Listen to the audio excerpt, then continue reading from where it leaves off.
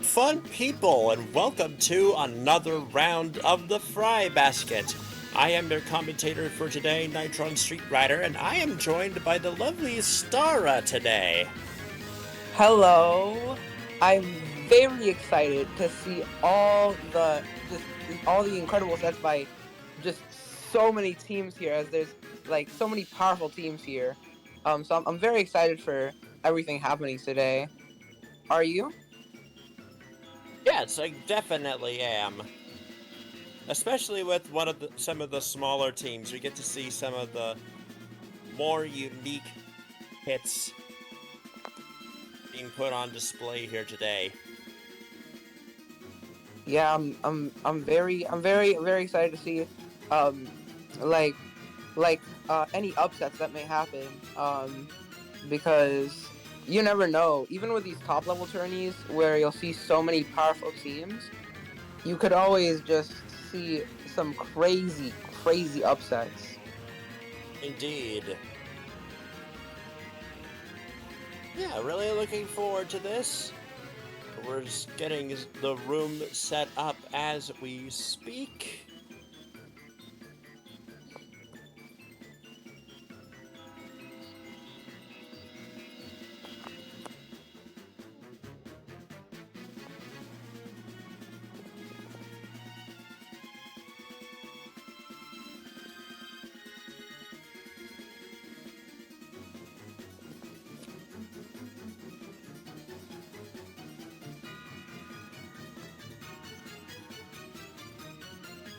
If I'm not wrong, we will be watching My Little Henlo versus Unrisible Kitty Cat. Just beautiful pickup names, I'd like to say. Um, Absolutely beautiful, beautiful names. just nothing but the best pickup names here. But I will say these are two somewhat established pickups, even though they are still pickups and not solidified like teams. Um, My Little Henlo being composed of Mocha, Henlo, as he is the namesake, Harshy, and Synapse, versus Unrisible Kitty Cat being composed of the duo we've seen in so many pickups recently, Dat Kid and Lexi, and Splat and Captain Happy here now. So very excited to see what will happen, because both of these teams are very strong. Well, we will have to see what kits they decide on.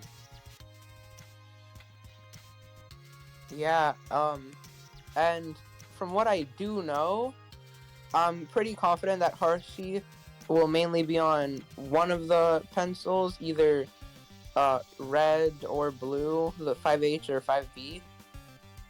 And the same goes for Lexi. They both are backline players. So of course there's a little bit of a backline rival, like unspoken or very spoken, depending on how much on how much how much has been going on outside of this tournament. A little bit of a rivalry there. I do believe that Mocha is excited to be on like Custom Blaster or a Sword, a Splatana. Henlo is very strong on Wiper. Synapse is good at a lot of shooters. And back to the side of Unrisible Kitty Cat. Dat Kid, I don't exactly know what Dat Kid plays. He just seems to play what he wants. But if I'm not wrong, he's very talented on Custom Range Blaster. Um, So I would not be surprised to see that. Captain Happy, if I'm not wrong, plays roller, and Splat does play shooters. So I do believe that those are like the comps we're expecting to see, but you never know. We could be surprised here, obviously.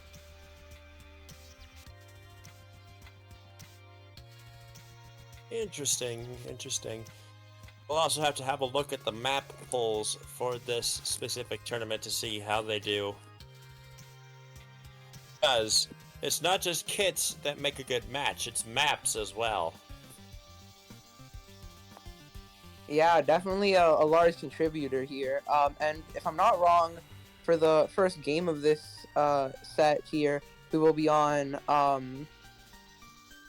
if I'm not wrong, spot zones on Robo Ramen. If I'm not wrong, I do think that this tournament is entirely spot zones. It will be spot zones on Robo Ramen.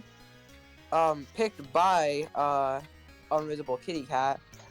Do you think this benefits Unvisible Kitty Cat, considering that if I'm not wrong, Unvisible Kitty Cat is more likely to have some form of midline presence with that kid on Range Blaster? Do you think this is I definitely think so, but again, we will have to see. Yeah, and of course, no matter how good it is for something like a longer range weapon, like a midline, like Custom Range Blaster, um, it's always a very, very strong for like skirmisher weapons like Wiper, which Henlo, as we know, is a very, very talented Wiper player. And Synapse does play 52 Gal, another skirmisher. So it would not really be like surprising to see something like that happen here, where even though Unvisible Kitty Cat, I'm sorry, the pickup name is just incredible. Even though we're seeing Unvisible Kitty Cat pick the map, this could go very well for My Little Henlo.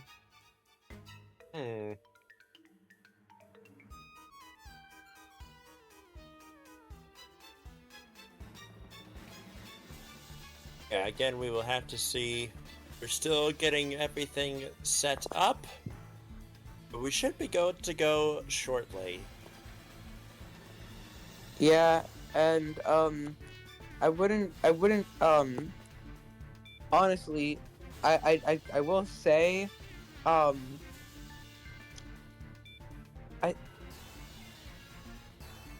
I wouldn't say this is like the best pick in the world for Invisible Kitty Cat. So honestly, after this match, I do kind of want to know the logic behind the map choice.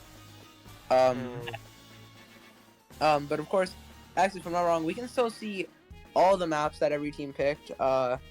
And just speculate like the options for what we may see this set.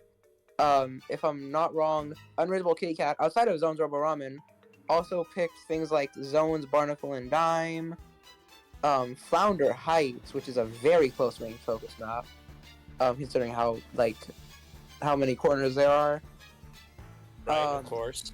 Hagglefish Market, which is a more open map, which is going to be very good for a player like Lexi. Zones Mahi Mahi Resort, which is also going to be very, very good for a pencil player. And Zones Mako Mart, which is going to be very good for the more like midline and short range weapons, but just mainly going to be incredible for area effect weapons like that range blaster that we may see that kit on. Interesting. But to be fair, it is Dat Kid, so they may just decide that they want to play Custom Explosher. They've done it before. They may decide that they want to play Sploosh. They've also done that before. So you really never know. It's really a toss-up. You never know. That's if I'm not wrong, that is the literal, out of all 8 players here, that is the only person who doesn't seem to have one specific weapon they main. The only like flex player here, if I'm not wrong. Right.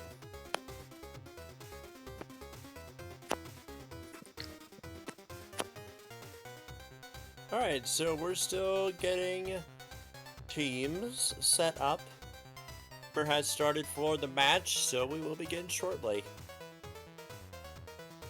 Yeah, and I do believe that um of course we do, even though we don't have much time until the match starts.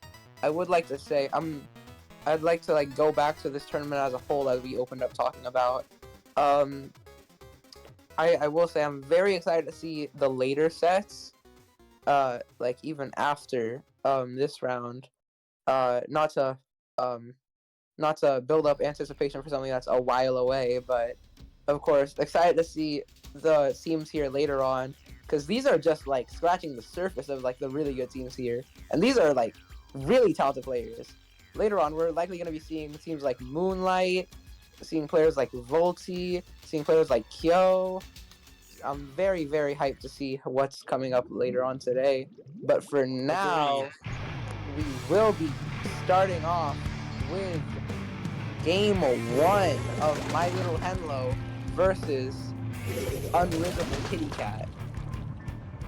Are we sure you're reading that right? Because I'm reading a Japanese team versus Grogro. If I'm not wrong, I do believe that is text that has just not been updated. But we do see Synapse go down early, and now the choice of Gojo or Ramen is starting to already make a lot of sense here. But that could have been such a good flank play. Could have been. What a smart move, but not able to get anything. And My Little Henlo is just getting shut out by this range blaster. But it's just a battle. Oh no, there goes a penalty. Yeah, it's a battle of the blasters, honestly, as both blasters seem to be getting a lot of hits. And her protection is being popped. Henlo loses control.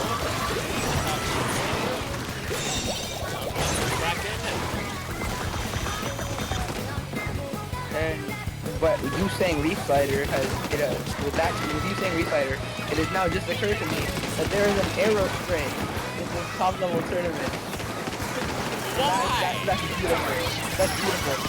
I wouldn't say why just yet though. I mean, like, not to compare this to like events that were like even like historic, and this might not be like that historic like grand final of the tournament, but like this is reminding me of that one time that it was some between two tournaments.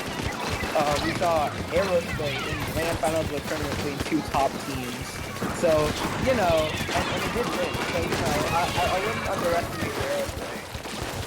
I wouldn't underestimate a range blaster either. I wouldn't be the guy to get caught in the middle of the circle with a range blaster on the field like that.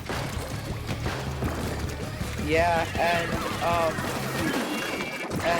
honestly, I don't know what the plan is here to stop this range blaster. Keep on going in with these cracks and trying to find a pick here. Not able to find it, but able to keep My Little Henlo moving around and trying to find a way out of this. They do seem to start shooting guns. Now we go over to their gal. Yeah, and we do see Synapse trying to find a pick, going down there to the arrow spray. As I said, don't underestimate it.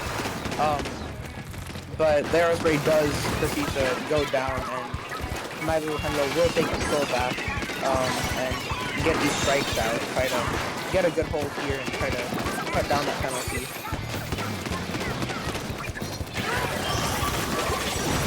Doing a good job so far.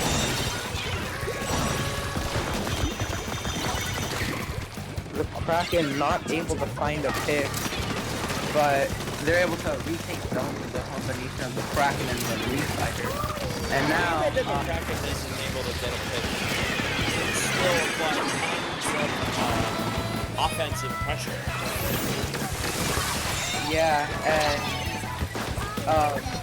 that's been their method for trying to get back in, but we don't know if it'll work here because that kid Oh, does go down, fell off the edge. falling off the map, and now they don't have that Kraken to rely on. They'll need to get more than just a Street Slider if they want to be able to push up and retake the zone here. Penalty is gone. Time is counting down. The lead is swapped, and they have to move up. So, my little Henslow has the lead currently. Counting down towards 10 seconds. Unvisible Kitty Cat takes it back.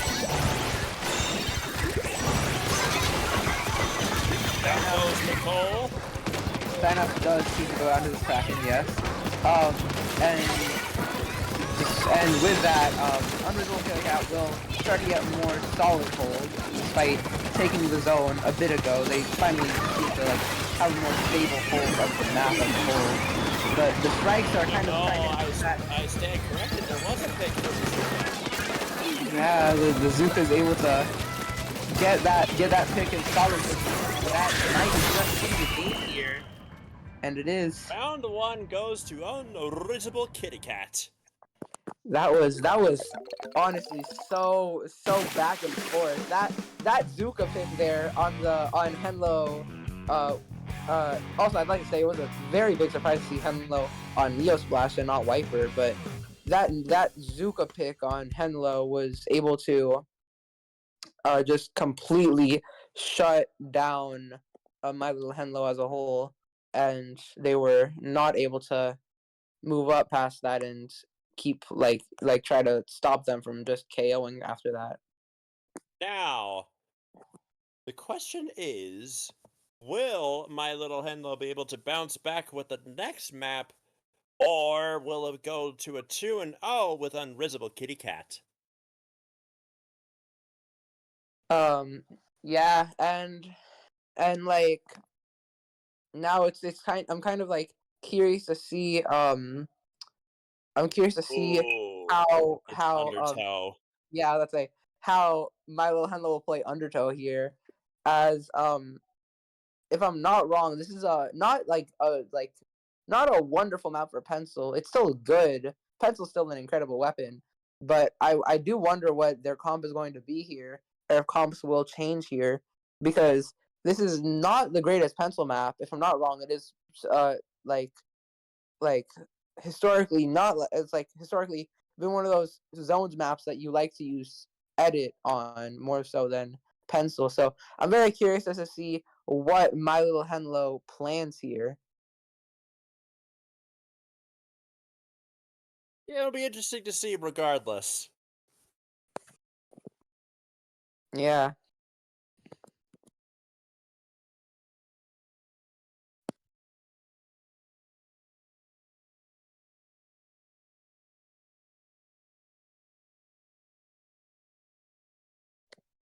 In the meantime, we're getting the map set up.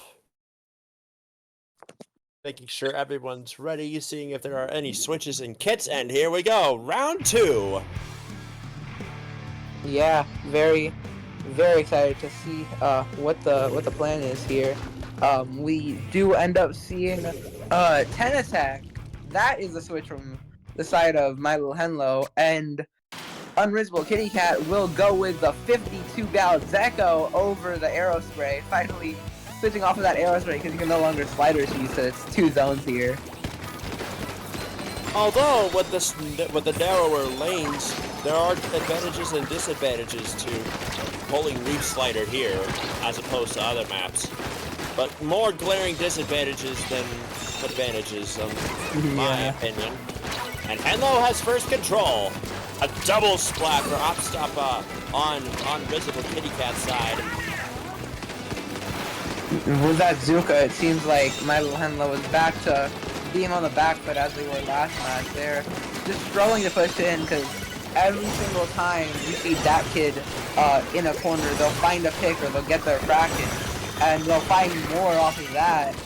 And just like that, now My Little Henlo has even less to work with to try and push.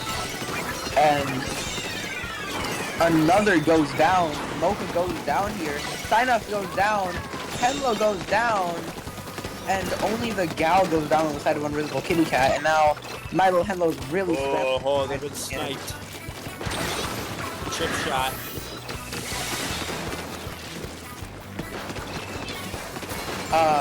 Unreasonable Kitty Cat still keeping a solid control over this map, despite the strikes coming in. And with Mocha getting that pick here, looking for a second, but Lexi jumps out in time. And Look at that with penalty, though. Yeah, large penalty. And My little now, Henlo might have gotten this just in time. Yeah, now my little Henlo has to hold it for a while, but with this dark room, Synapse almost finding one, not quite able to, but those strikes will end up picking off that 52 gal. The pencil goes down too, Lexi goes down, and now, it's really gonna be hard for Unreasonable Kitty Cat to try and push back in here. That kid trying to go in with a crack and not able to find picks. Splat trying to get their Zuka here, still struggling to get it fast enough, but finally... No, there's a Zuka pick. Finally able to start like moving up with that Zuka pick, but it might not be enough. Oh, look. I First. thought the Unreasonable Kitty Cat penalty was big. Look at Henlo's now. Yeah, that's full points, but they've got a very firm lead right now. That kid able to get some good picks. With Mocha picking off two. That kid picking off Mocha, so it's another blaster battle. That kid getting cracking, but not able to find any picks with it. Still trying to hold a little bit for Unreasonable Kitty Cat. Splat finding a pick on Mocha. Synapse trying to push Splat back, but being forced back himself. But despite being forced back, Synapse is able to capture the zone and give My Little Henlo another hold here.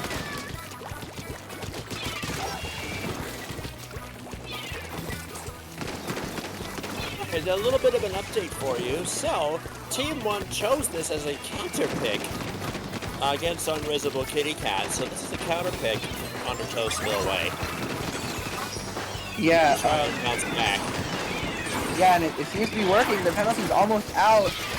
Dak is trying to find a pick, fighting Mocha here in the corner. Mocha finds the pick, wins this blaster 1v1, and 10, 6, 5, 4, 3, 2, 1. That's game. It is 1-1, and that means going to a game 3. This is a very close set. It's going to be Mako Mart, so a lot of wide open space for a lot of skirmishes to occur. Yeah, if I'm not wrong, I'm not sure if this is the a tiebreaker map or just a map that both teams happen to pick. I will need to double check. No, both teams picked this map. This is good for both of them. Both teams having a blaster, and of course blaster really loves Mako Mart because it's such a good map for area of effect weapons with how many just corners there are to poke around.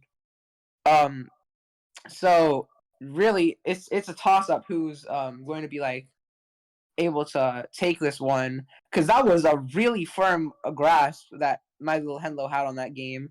Unreasonable Kitty Cat, like in game 1, they obviously were at an advantage the whole time, but it was still very back and forth. That felt really hard. After their first push, it seemed really hard for My Little Henlo to try and... it seemed really hard for Unreasonable Kitty Cat, my apologies, to try and get back in. Again, we will have to see if they change up their comps for a map like this. Yeah, and I will say, with a map with this much to paint, I wouldn't be shocked if the Henlo switched back to Neo Splash after going to 10 attack. But also, I wouldn't be surprised to see the Arrow Spray return, considering this is a one-zone map, and we there you go, there it is! There it is! We see the Arrow Spray come back, wearing special power-ups so that their Reef Sliders will be painting that zone, capturing it. And now, I'm very curious to see what their game plan is to counter the Arrow Spray this time, because whatever it was last time, it didn't work. And My Little Henlo was first control, In comes the slider, just like you said.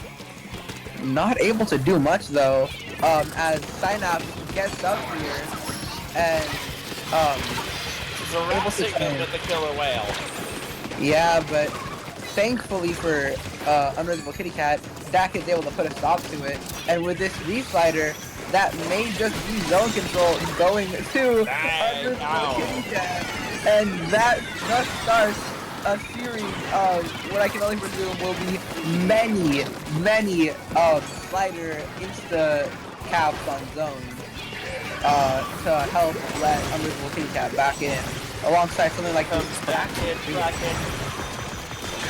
And I will say, even though the Kraken itself didn't provide a pick, Harshy on the pencil was so focused on looking at that Kraken that something else was able to pick it off. And now, so much happening, but somehow My Little Enlo able to hold the zone through it all, conceding a little bit of space, but not conceding the zone at any point. Trying to get Kraken here, Dak gets cornered, but not able to get it in time. Going down there, Mocha trying to just hold space as best as he can, getting the pick on Lexi. The Kraken's not able, or the Slider's not able to cap zone, but the picks from the Slider will be able to do it. And with that, we will see finally Unreasonable Kitty Cat getting a chance to start like taking down this this amount of points remaining. In come the strikes. Harassing. Deck hit with the killer whale. Yeah, and we do see Mocha flanking here, able to get the pick on Splash. Going down. Yeah, the squid roll was not able to parry Lex's last charger shot there. Right as she tried to jump out, she was able to still get the pick on Mocha. But that was not enough to keep hold of the zone, clearly, as My Little Henlo was able to retake map control. Parky finding one pick, almost going down to that Zuka, but staying alive and making sure that My Little Henlo can keep some control here. Getting some passive special charge with the sprinkler. I really think that's all the sprinkler's good for, like passive special charge. Yeah, that is definitely one of the main uses for it, and in this game, you might be right, it might be like the only use for it, but there is also the fact that it can tank. The suction bomb. That's such an unfortunate way to go out. Harshy going down to that black Zuka shot. Synapse trading out with Splat. Splat getting a 2-for-1 deal there, and now the penalty's gone. Unreasonable Kitty Cat is just ticking down this timer, trying to get the lead. Captain Happy there with the arrow spray, trying to just throw fizzy bombs and cause problems. The timer's ticking down. Lead is almost flipped, and it does. No, the lead has been flipped. Yeah, there this splash down. The penalty has been enforced. So, unless they're able to secure the zone within this last, more than a minute. Oh my god. Henlo going in and getting a triple. What a play. Everybody's talking about how Neo Splash is the best support weapon in this meta right now. Not realizing how aggressive it can be. Oh, good pick. Yeah, good team play we see right there from Mocha and Synapse. Oh, unfortunate death, but not enough to capture the zone. Takes it back. And 5, 4, 3, 2, 1, 0. That's the takes the set. What? Oh my goodness. Play. I remember seeing in the top before the slider from Captain Happy, seeing in top left how Mocha and Synapse were able to combo their 50 plus damage weapons to get that pick, and with that pick they weren't able to have any pressure to try and retake space and retake the zone, and that served to be the last bit they could take, and that was just the end of it for Unreasonable Kitty Cat. And My Little Henlo does end up moving on to the next round, while Unreasonable Kitty Cat will be going down to losers bracket to try and still make a little bit of a underdog run there. It's not over till it's over. until you're eliminated from the losers bracket. Yeah, and with how powerful of a team that is, they could very well make a losers bracket run there, and um, yeah, that's going to be it's going to be quite an event to see if it does happen. But for now, hold up, are we going on break? Or until the next set, or no? Um, All right, it looks like we're going to go straight into the next set. it looks like for now, we are expected. Oh no, the next set is ready. It will be Moonlight, as I mentioned earlier, one of the like top seeded teams here versus another one of them. I'm in so much pain. Just nothing but the best pickup names today, apparently. Like everybody just decided that collectively that we're just gonna make the best pickup name here, and they just threw words into an alphabet soup and got these out of it. So we're seeing Moonlight, well established, very strong team, fighting I Am in So Much Pain, featuring Zenith, Yoshell, Phoenix, and Volti. All very, very talented players.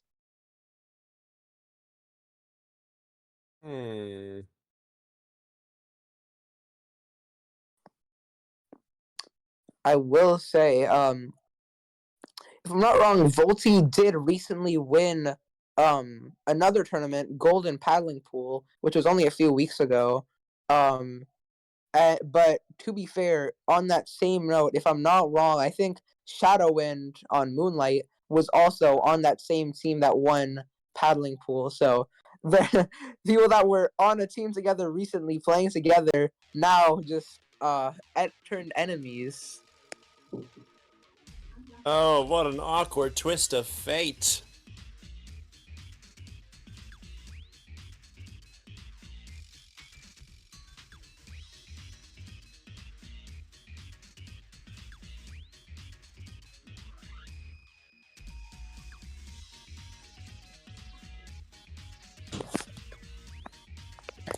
I will say we are starting to set off on, if I'm not wrong, Splat Zones on Barnacle and Dime, which was a map that both teams picked.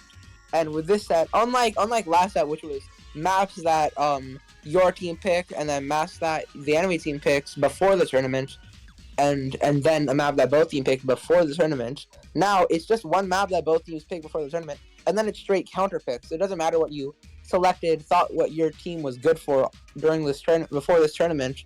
Now it's going to be entirely on what you think is going to be good during not just during this tournament, good during this set versus whatever enemy team comp you're facing. And honestly, I think I understand why both teams picked this map, because this map is great for both teams. If I'm not wrong, both Omega from Moonlight and Volti from I'm in So Much Pain are Carbon players. I think Omega plays more than just Carbon, but Omega is a very talented Carbon player. And this is a great stage for Carbon, and Volti is obviously like also one of the best Carbon players ever. Possibly the best. So gonna be very interesting to see how Volsi and Omega fight here. Because it's like how we saw a duel of blasters last set with Mocha and that kid. It's gonna be a duel of carbon rollers here with Volti and Omega, and also, if I'm not wrong, a duel of backlines. Yoshell being a very strong charger player, and same thing goes to Basil, very strong charger player. Both known for not only playing pencil, because a lot of charger players have been forced to like only play pencil recently, but Basil does happen to play E-liter a solid bit, and if I'm not wrong, Yoshell, if I'm not wrong, is also known to play Z plus F charger a solid bit. So we might not just see Pencil this set, which is going to be very exciting to see. We will have to see. Teams are getting set up and comps are getting set up. And we All are right, here we go. Round 1. getting into it here. We will be seeing for these comps here, Carbon coming out, Pencil coming out, but E-Leader, as mentioned, coming out. No Carbon from Omega. We will be seeing the Mint Decapitator. Also a great stage for Mint Decapitator. So I'm not very surprised, but I'm very curious to see with a slower weapon like E-Leader what they'll do about Carbon. Apparently just get rid of it off the bat. That's their solution, because they're already 2 down fighting Moonlight, and Moonlight will take an early advantage here. Just trying to push up. Oh, there's a lot of pressure on Shadow right now. Yeah, Shadow Wind forced to back off. Omega popping bubble to try and hold a bit of space, but going down to that incredibly sneaky Carbon Roller. Volky able to find their pick, finding another with that Zuka. Basil going down too. Shadow Wind going down, and now so much pain with control of the zone. Yeah, it's really hard. As mentioned before, Volky is like one of, if not the best Carbon Roller in the world. Finding yet another pick. Wow, it's just gonna be really hard this whole set for Moonlight to handle them. But if they can handle Volky, they can handle anything, honestly. Even though they might be able to handle it now that they have tactical buffs. Yeah, true. But of course, this team is more than just Volky. As you can see, Volky's gone down twice now, and they're still able to hold zone. Only finally losing zone when multiple players going down. But they're obviously still finding picks and exerting pressure with Volky down.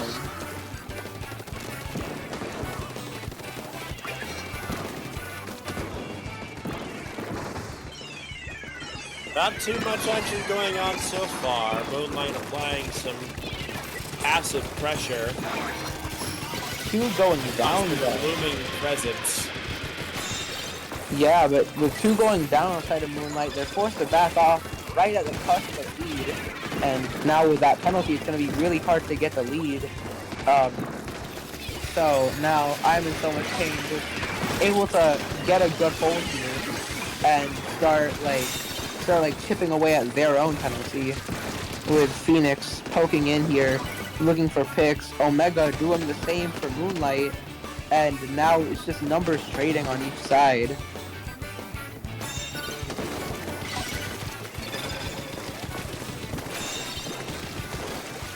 Alright, so much pain, back in control.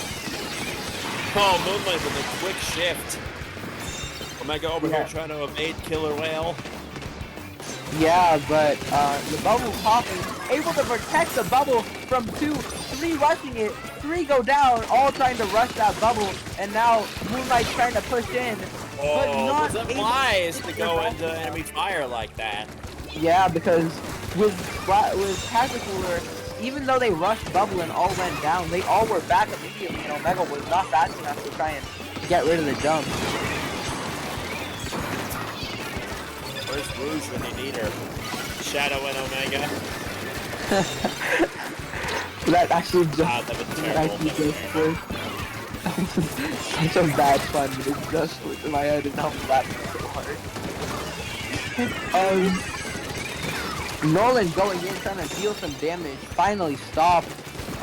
And with Nolan going down, the zone will also go to the control of I am in so much pain.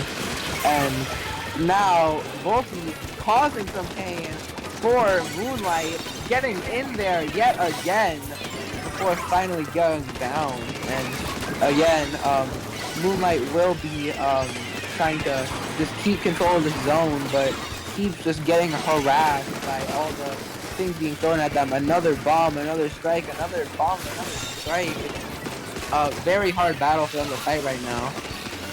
You merely adopted the pain. I was molded by it, born in it. I didn't see a band-aid until I was a man. we do see Phoenix start to go in here. Take a little bit more space. Shadow just getting he got separated. Yeah, getting separated by that killer whale. Very strong special to just single somebody out. And Shadow does go down. They're forced to push without Shadow, but they're still able to find some picks. Shadow returning to start putting down some paint pressure. And Omega putting down some physical pressure with those bubbles. Yeah, the strikes do end up shutting the bubble. If Pain can keep this, no, it goes to overtime courtesy of Moonlight. We will see yeah, if the penalty is enough. Yeah, the Zuka coming No, out. Pain takes it back. That will be the game going to. I'm in so much pain. That was impressive. That was a good match. I don't know if everybody had it out for the commentators today, but everybody just chose the most interesting pickup names today, because I have had to talk about My Little Henlo, I'm in so much pain, and Unrisible Kitty Cat. I've said all three of those things today, and I'm just perplexed as to like what happened here. Like, did everybody come together and just decide that we're gonna make the absolute worst pickup names here? Like, we're just gonna make sure like the commentators just do not have fun today. Like, I don't know about you, but I'm having plenty of fun. I'm just upset because I have friends that are watching the stream that I know are laughing at me repeatedly saying the words "unrisible kitty cat." I'm just like this is very just unfortunate. Mm-hmm.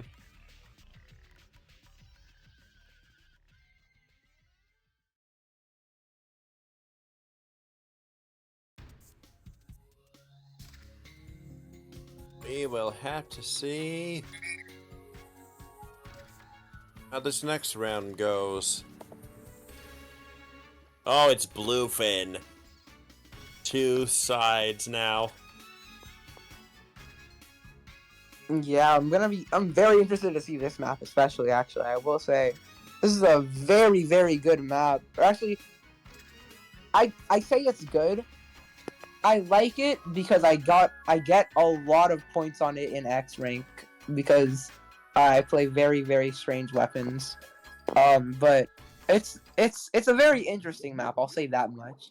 And as a counter pick, it's very, very good for Moonlight, I do believe, because they do have a decapitator here, which Bubble is very like lots of emphasis on the very there. Very strong on this map. And of course, E-Leader really loves a more open map. So, very good for the E-Leader too. And as we see it return.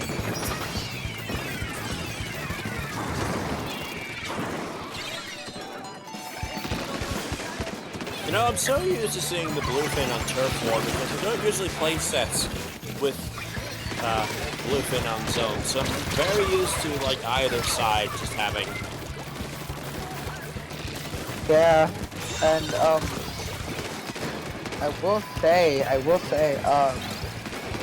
Omega is able to prove exactly why this is a great map, and Basil's trying to prove it right now too, trying to scare off Volsky. Unfortunately, not able to find a pick, but still, other players going down, and nobody really approaching on the side of I am in so much pain. Just very, very slow match here, because it's very hard to approach here against such a small. And also the platform is moving side to side. You can never tell where it's gonna go.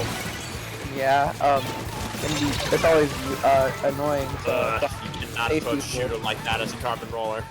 Yeah, it's very hard because NZAP is pretty accurate. It's like almost like Splash in that sense, because it's very, very accurate, very hard to just approach in like a straight line. Obviously, you gotta like you really need to like mix up movement and stuff. But obviously, I feel like Shadow's starting to get adjusted to Volti's move and getting yet another pick on Volti before finally going down. Shadow's trying to like shut down this carbon roller. Oh, base invasion. Phoenix going in. Phoenix and Volti. Yeah, 2 going down yet again. Shadow getting a 3rd pick on Volti. Oh, look out, Zenith! Zenith's trying to go in, not trying to end up like the rest of their teammates who did go down there though and backing up. The timer counting down fast. They have to move in here. Strike's coming out to hold the zone, and it does not seem like they'll be able to catch it. That is a 2-0 for so much pain. Yeah, and honestly, I'm just perplexed as to see like why like I'm perplexed to see like not why but rather how Moonlight is gonna like respond to this, because I'm confused because it now like being down in a best of 5 2 games is so rough, but being down 2 games in a best of 5 without taking a single one of your own is even worse. We will have to see.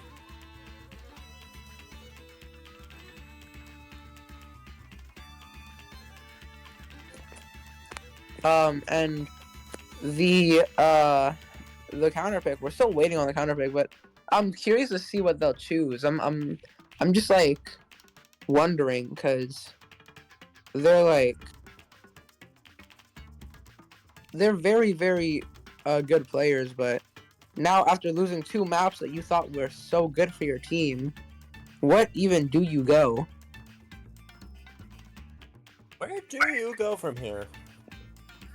I'm inclined to say Piranha Pit back in 2, but Piranha Pit's not in 3. Yeah, funnily enough, I was just thinking about like how like about Splatoon 1 maps and stuff as well. But yeah, Piranha Pit's not really a map in Splatoon 3, but if it was, it would be an incredible Decapitator map because those escalators would be so like you could just place a bubble to the side of the escalator and nobody could approach the escalator without having to go through the bubble. And now you're already causing more problems for the enemy team. But now, very, very, just still like at a loss because after going to 2 maps you thought were good for your team, what do you go? But it seems like we do know what they are going here.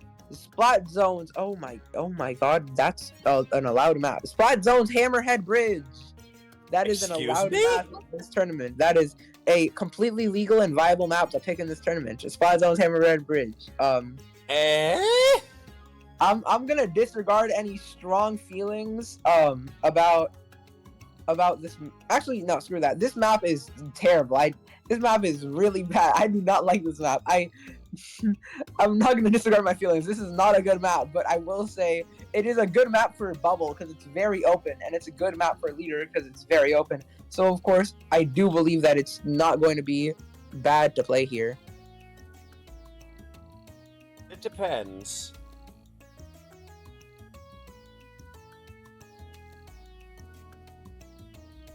Oh, we're getting some. Oh, so much pain. It's their namesake, exactly like that. Yeah, I'm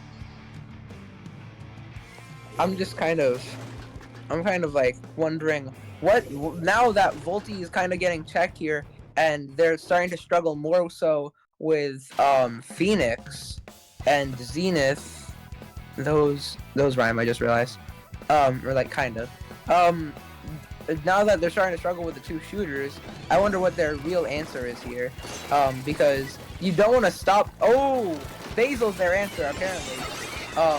Because Basil can just pick up from us map, finding another for finally going down to an unfortunate bomb.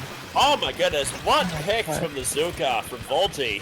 Yeah, and I was not calling Volti like one of the best carbon players in the world for no reason. She's really talented. Trying to approach this bubble from Omega. Oh, down goes Omega. And now with that wave breaker, it seems like Volti's been scared off a little bit and is gonna back off. And like I said, like I was trying to say at the beginning, you don't want to take attention off Volti because you're scared of Volti starting to run in and get down she goes.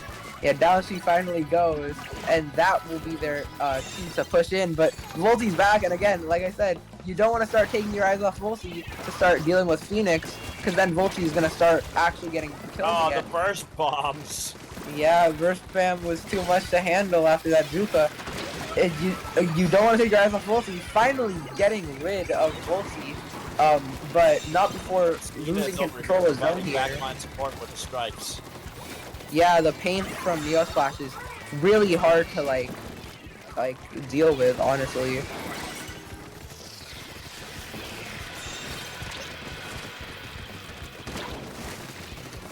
We will see Volti continuing to poke. Phoenix and Volti seeming to have cornered most of Moonlight, but Phoenix will go down. Volti finding a pick in Phoenix's place, but not able to quite do much past that. Volti going in for yet another. She's going for Nolan. She's going for Nolan. She almost got it too. And Volti starting to push in again. It's just Volti with a place here. She got an ambush. She almost getting she's almost getting 2 picks there. Not quite able to get 2, but gets 1. Keeps her team staggered for just a bit. Is that long enough to win? That's a clean sweep from Pain. That was a lot of pain for Moonlight, man. That was a lot of pain. They were not able to do anything there, because I was trying to bring this up. They were struggling so much with how Volti was like pressing them game 1 that they started like actually picking off Volti. I remember 3 times in a row I witnessed Volti approach and then fall into the hands of Shadow Wind. But then after they started finally adjusting to Volti's plays, Phoenix and Zenith started to play more aggressive and start finding picks. So suddenly they had to start shifting their focus, but the moment you take your eyes off Volti even the slightest bit, things will come crashing down on you. And we saw it there. They started trying to focus on Phoenix a little bit more, and suddenly Volti just running straight through their team, just getting pick after pick after pick. One by one, they all started to fall down to that carbon roller. Absolute bullying. Yeah, it was just rough, because Moonlight was just rarely, they were always able to try and get back in, but they were never able to hold for nearly as long as so much Pain could. Agreed.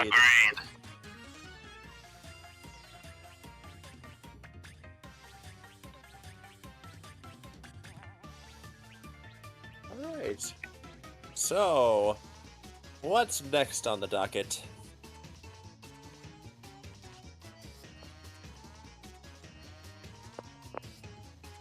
If I'm not wrong, we should be seeing winners semifinals coming up next. We should be seeing well, we're expected to see a pickup named Neymar featuring Gray, Zera's Yu, and Clef fighting against the Kyo-chan pickup that was mentioned earlier. But we'll be taking a short break. Yeah, we will be back very soon, so don't go anywhere.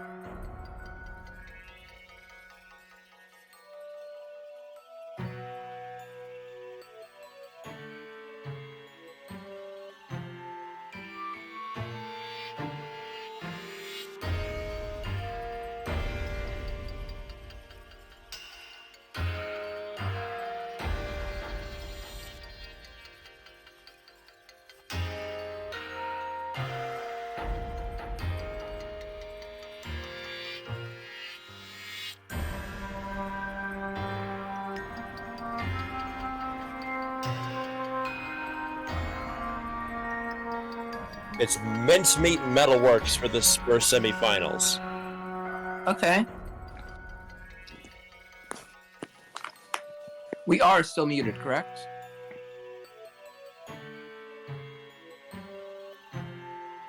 Oh.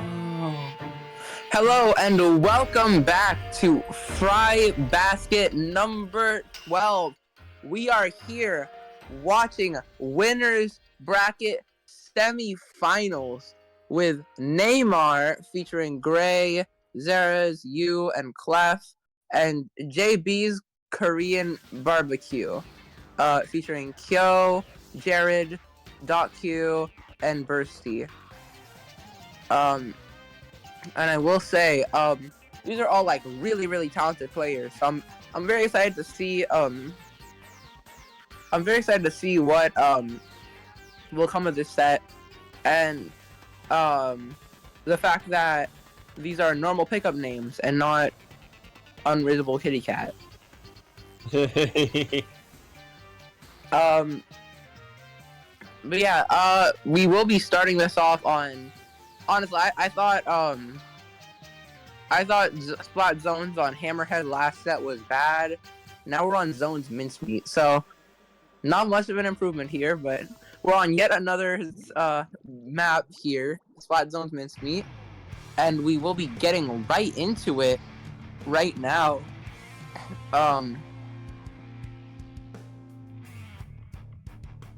If I'm not wrong, we will be seeing a Zimmy from the side of Neymar and a Bucket, Dooley, Zimmy from both sides. Wow. Okay. Apparently very popular between both these teams here. They just open up, Clef, trying to get some paint up, Kyo trying to poke the side. Just very slow opening, not much getting done until Kyo goes down. Now the Zimmy goes down too. Clef still able to put up pressure. They're really cornered here. This crab tank is just gonna like struggle so much here. Oh, that was a dually trade if I've ever seen one. Yeah, yeah, only able to trade, but with Zera's going down, they might be able to do something. But no, another goes down. The dually goes down again, and with this crab, Zera is going to be able to push in once more. Neymar constantly applying pressure as we've seen time and time again. Yeah, and now that they're down to 21, it's going to be kind of hard to push in. Finally, Korean Barbecue gets a good push in, forcing the mighty 60-second penalty onto Neymar. Yeah, Kyo jumping out here, trying to preserve their life. Q here on the pencil, trying to like also preserve their own life. But obviously not much of it's working because it's only the pencils left alive. But unfortunately, only JB's Korean Barbecue was cooler because they got back way faster, and now it's just their turn to like keep applying pressure. But not if Clef has anything to say about it, getting a pick, trading that dually. Kyo almost going down here to the Zimmy, and yeah, now it's looking like they're gonna just have to back up because now map control is in the favor of Neymar. Well, that's a crab tank up there. I wouldn't recommend going up top. Yeah, and I wouldn't recommend going down bottom either. There's no place that's safe from this crab tank. This is, as we saw in Crab Meta all that time ago, this is one of Crab's best maps. It's going to be really hard to deal with a crab here. Unless you have an incredible shark like that, trying to find the pick. Not quite able to get it yet, but still able to eventually trade out this dually. And now Kyo is here gonna try and get a jump, gets two with it, and now this could be JB Korean Barbecue's chance to get a lead, but not if Gray has anything to say about it, getting the pick on Kyo and capping the zone very swiftly. Dang, that was a nasty pick from behind. Yeah, that was such an insane play to make if you're gray there. Like, you have to be so careful of Kyo noticing you, but you also have to, like, make sure to win your fight as well. Speaking of winning fights, in come the Neymars.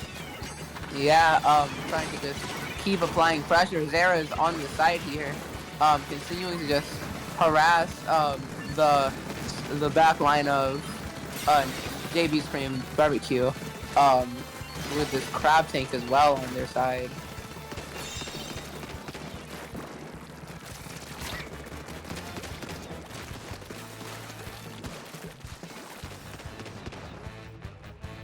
We do end up seeing Gray trying to go in. Popped it a little too late. Both Zimmies popping bubble just to die right as the bubble goes up, which is very funny to me. But this bubble lasted just long enough to still have some solid effect here. And with this, Zera's trying to go in, get the pick on Q, not quite able to find it as they are forced out of that Zipcaster and suddenly not able to help support their team. Penalties ticking down. 2v2 here. They're able to hold zone just a bit longer, but strikes are coming in very soon from Kyo. They're just trying to get some points here, get 1 point on the board, but those strikes... Oh, zone will not flip. They're gonna keep the zone, and they're gonna try and KO here. Can they do it? No, they can't. Oh, that was so tense. I was struggling for words there for a bit, but now it's an overtime push here to try and just get some form of comeback here, because they're really cornered. This crab tank comes out. What a good crab tank here. And Zera is coming out and just drawing so much attention. Gray trying to paint the zone and pressure the pencil, and able to do it. Neymar takes round 1. What a game. That entire situation where it was just the pencil and the Zimmy alive on both sides was so tense. But Neymar was able to hold it for so long, they got such a huge lead. Like, they got it down to like 11, and that kind of put the game super strongly in their favor.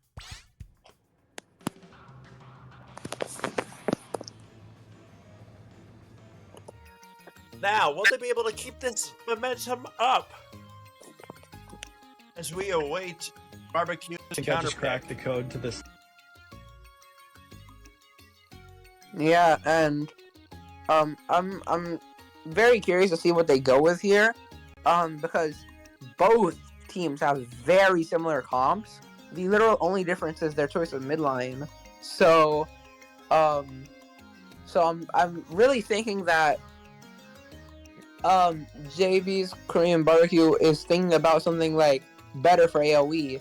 And if I'm them right now, I'm thinking like, oh, okay, we have a bucket and they don't. They don't have an AoE weapon. We surely have to go Zone's Mako Mart and just let our bucket win all of their fights. Because that's our only difference. We gotta play into that strength. But no, they go for yet another open map. Very, very interesting pick. If I like just from spectator's perspective, because I don't really see what advantage this map gives them.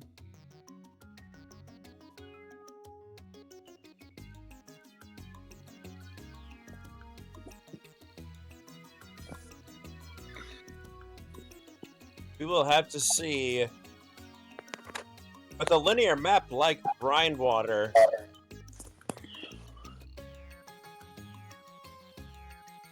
yeah, and like the map is still also very good for Stamper, I would like to mention. Like, it's definitely not like it's not bad at all. So I'm like thinking right now, like what are they getting at here? Like, what's their goal here? But I guess we'll see as we enter game 2. Zones Brine Water. We see a Neo Splash come out. No Zimmy, but Bert sticking with Zimmy for themselves. So I guess they are going to have strikes of their own now, which means that Bert may struggle a bit more with their bubbles. But all of them Oh, will they struggle a came little right bit into more that. with Clef, that combo of Clef and Zera's.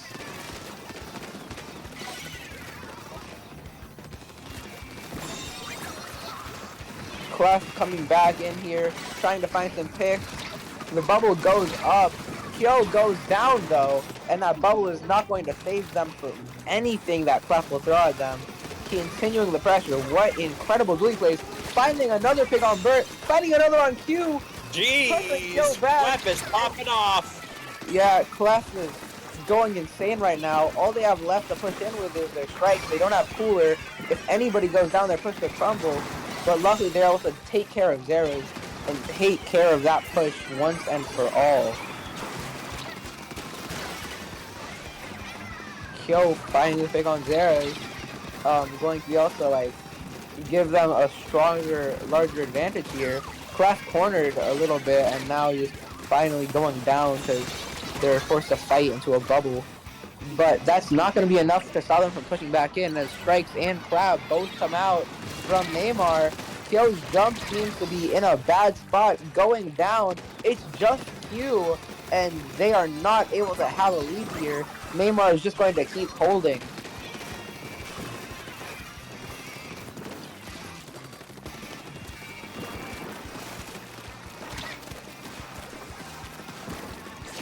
Neymar with another really good push here. Yeah, they. And come the strikes from both teams. Yeah, both teams pop strikes. Zipcaster goes down, and all of the chaos. Now it's barbecue that's popping off. Yeah, and honestly, I'm like confused at what happened there, because I saw Neymar try to like counter strike into Kyo's strikes there, but they weren't really able to do it. Like, but regardless, they're able to push back in at the very least and make sure this bubble gets no value. Bubble and strike both down. Could be huge if they find a pick on this pencil here. The Crab comes out. Crab Tank does get shredded. Clef is able to keep their own though, which means that they're able to take down Jared and just keep applying pressure onto .Q.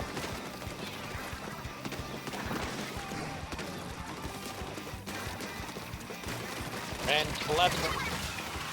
Oh, what a pick.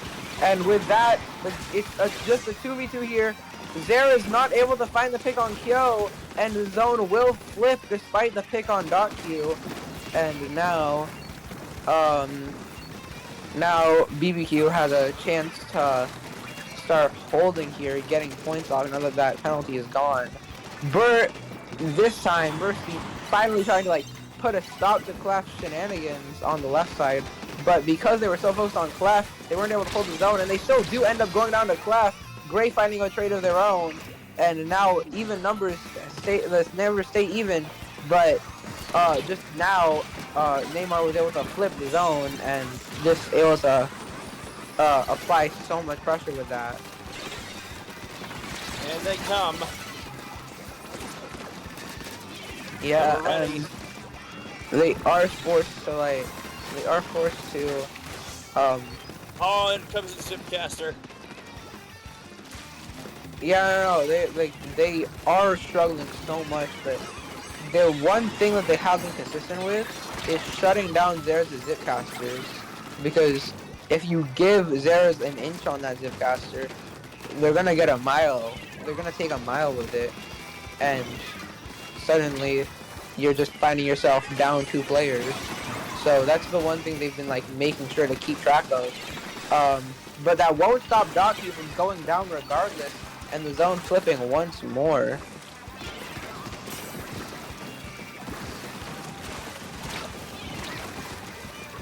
Oh.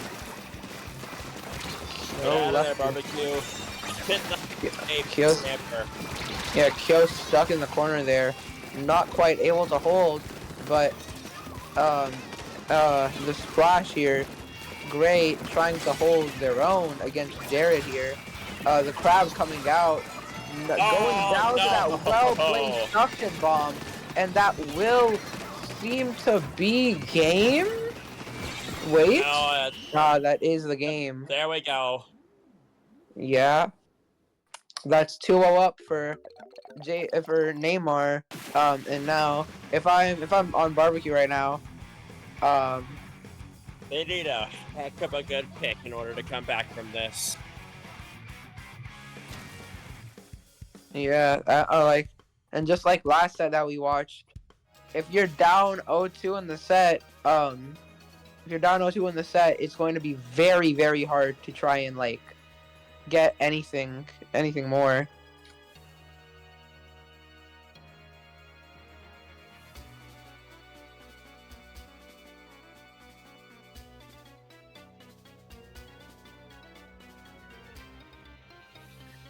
Now I'm like really confused. Like, why have they not gone to a more closed off, a map with more cover, more corners, something that Bucket will do better on? Because Kyo does like taking fights with his Stamper a lot. Now picking a map that's better for Bucket than Stamper could mean a lot here. So I'm very just confused as to why they're not doing that. As am I. Yeah.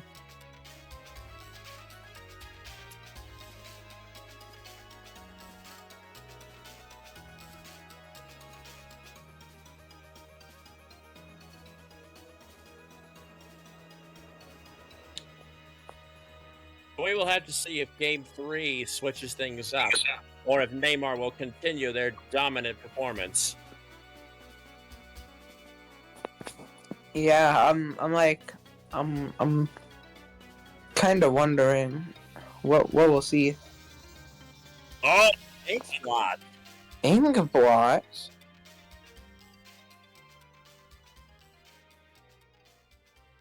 Serious. I'm so very confused by these map picks.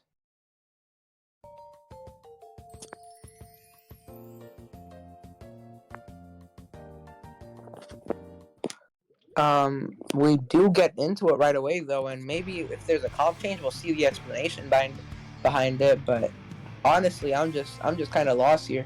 It is a good map for Strike, so I guess we might see Neo Splash return. But no, actually, Gray goes back to Zimmy. Both teams having their original Game 1 comps. And now this might be an actual advantage for BBQ because strikes are great here. And Kyo was the only person with strikes here. But it doesn't matter if Kyo goes down very early. And now they're already fighting at a disadvantage. Zera's trying to go in, not quite finding a pick. But their own bubble will go up, and they're going to try and just hold what they currently have. And they're still being forced to back up a little, even with that.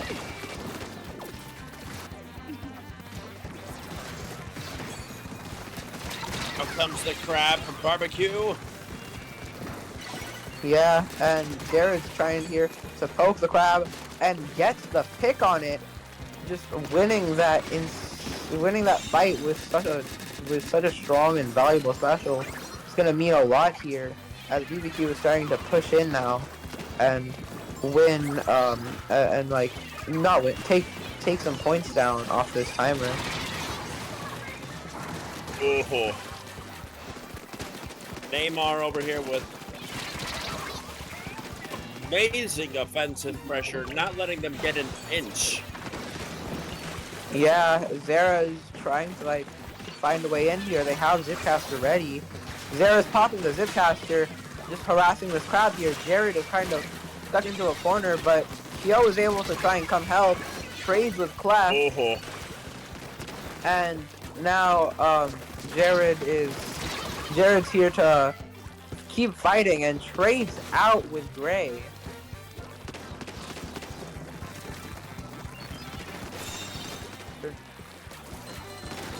We do see Clef continuing to fight, but it's not like last match, they're not able to just take a 1v1 with Bursty.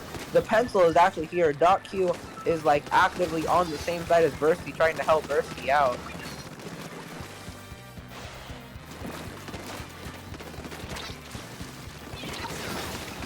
Zera's popping Zipcaster, fighting Kyo here, or fighting Jared here, not Kyo.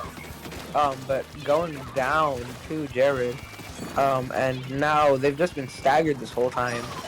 this is really looking bad if they want to try and retake space here and like actually push back in. Bubble comes out. Clef takes them down though. Now that's 2 down. This might be their actual chance to push back in. They do retake the zone, and Kyo is kind of stuck into a corner here. Goes down as well. Gets a little bit staggered, but unfortunately with that, Zeras does go down, so it's just a previously now.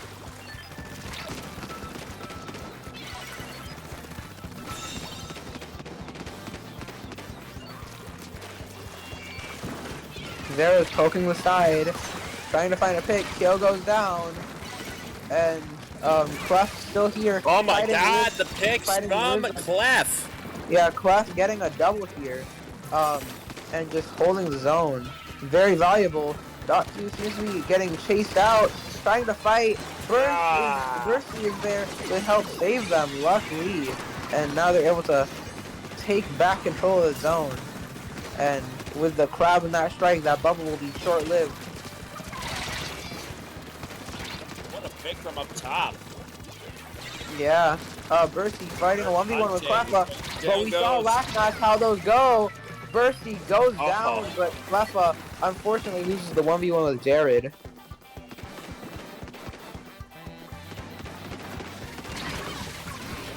The bubble comes out. Nothing comes of that bubble though, as the crowd does too.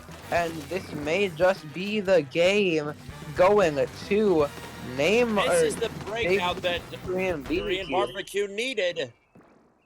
And now they could just reverse sweep this. We could very well see a reversal.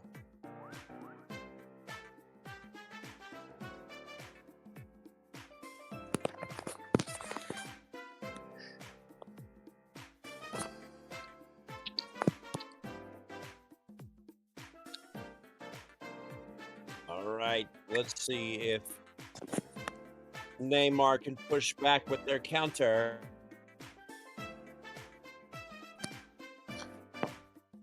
Yeah,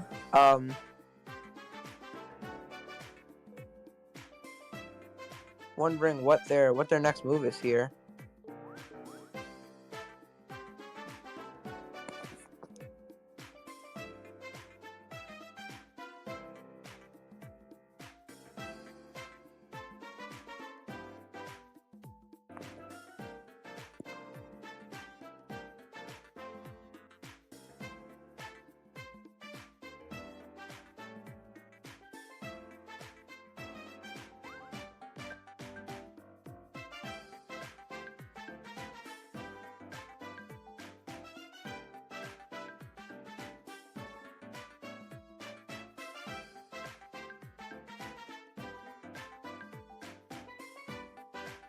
All right, let's see here.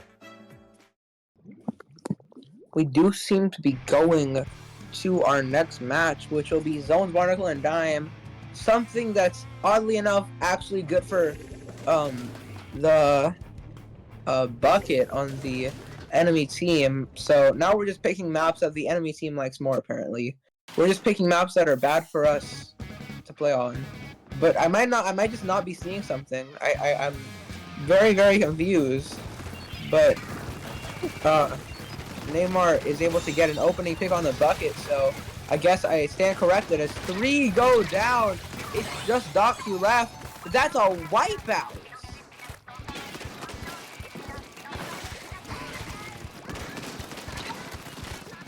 Kyo fighting alone here, forced to jump back out, and now they're gonna have a pick on Clef to start pushing in with, and that crab too, the strikes too. Cleffa is alone, goes down once more to Jared, and yeah, they're struggling to keep a hold of the zone here, but the bubble is gonna help them to secure a few more points, along with Kyo going down. Zera's Zipcaster trying to go in here, Jared trying to find some picks too, but Jared will go down. So much happening right now. Agreed. Yeah, Clef going for a play there, trying to find some picks or draw attention. Zera's directly underneath them. They all have to look at Zera's, but able to shut Zera's down fast enough, and finally they're able to just retake zone and put a penalty, put a stop to this crazy push. In comes the Stamper. Picked up. Yeah, and with that pick on Jared, that pick on Kyo, we will see Neymar push back in, but I'm really wondering, are they able to take out this penalty, or is this just gonna be temporary, just take a few points off it so that their next penalty will be smaller? And it Jared seems and like Clef have been meeting time and time again for this. yeah, just 1v1 after 1v1. And the thing is, Jared and Clef have a completely even matchup, but Clef is trying to take 1v1s with Bursty, with the Zimmy. But the thing is, if they can't approach the Zimmy, then they're gonna have to take a 1v1, and sometimes those 1v1s are really hard to fight. Sometimes Jared spots Clef ahead of time, and it's just really hard for Clef to win. But honestly, I'm like, it makes sense like that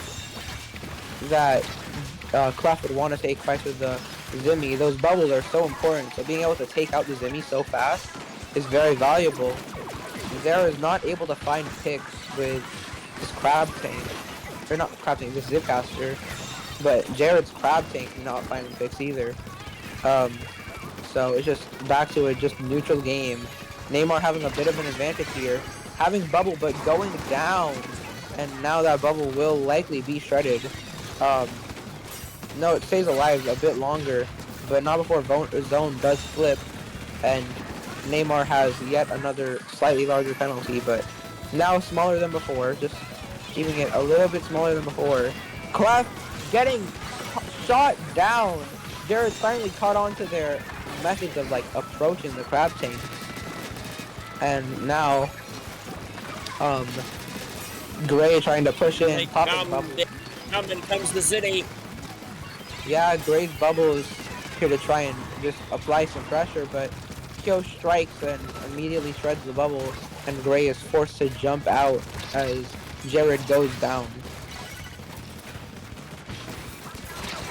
We do see, oh, Jared's jump comes in and gets the pick, but not before 3 go down.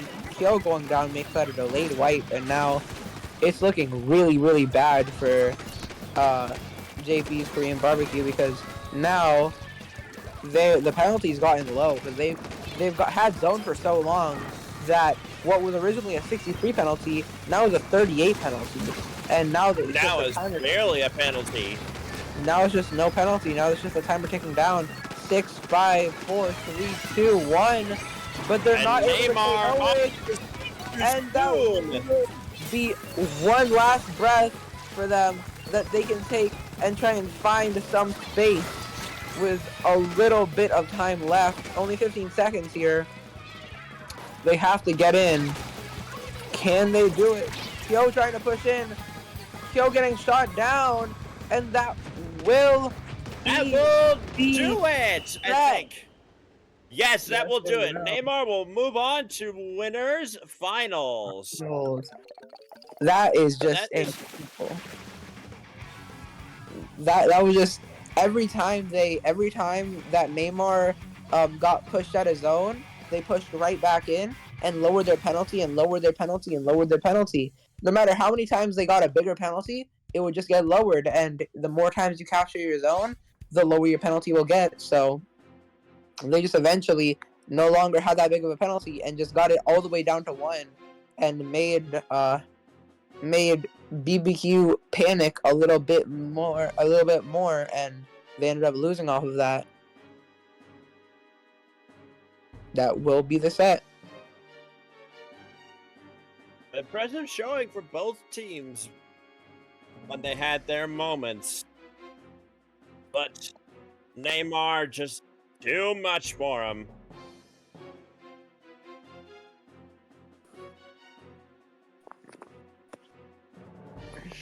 That I believe that we will be going on a short break, if I'm not wrong, and switching over to new commentators. So that'll be all from me. Where can they? And that'll also be all from. Uh, uh, my apologies. That'll also be all from Nitron S Writer. Where can they find you? They can find me at my YouTube channel, Nitron Street Rider, on the YouTube. They can also find me on Discord, as my tag has been posted below on the break screen, I believe. But yes, that'll be it for us for now. So, from me to you, I hope you enjoy the rest of the competition and enjoy our next set of commentators. Goodbye.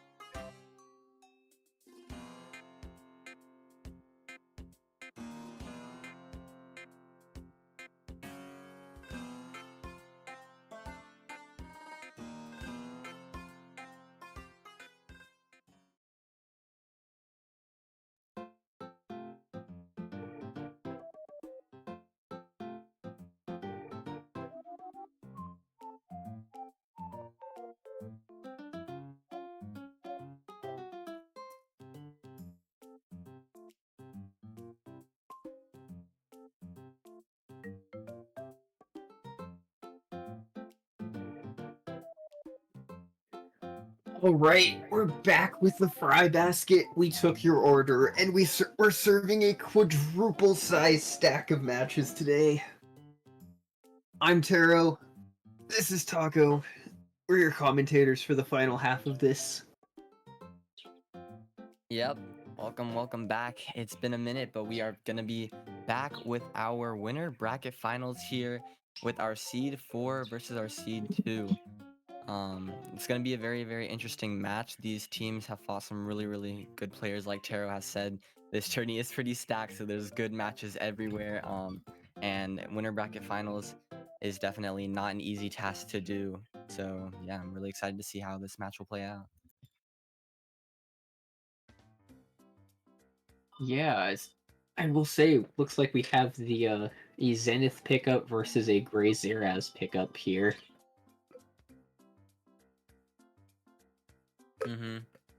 Definitely some really good players on both sides. And looks like we're gonna be starting on Zones Barnacle, which I think is a really decent map to start on for Zones. I know I was watching Zenith stream earlier. I know they're running like Neosplash, Pen, Carbon.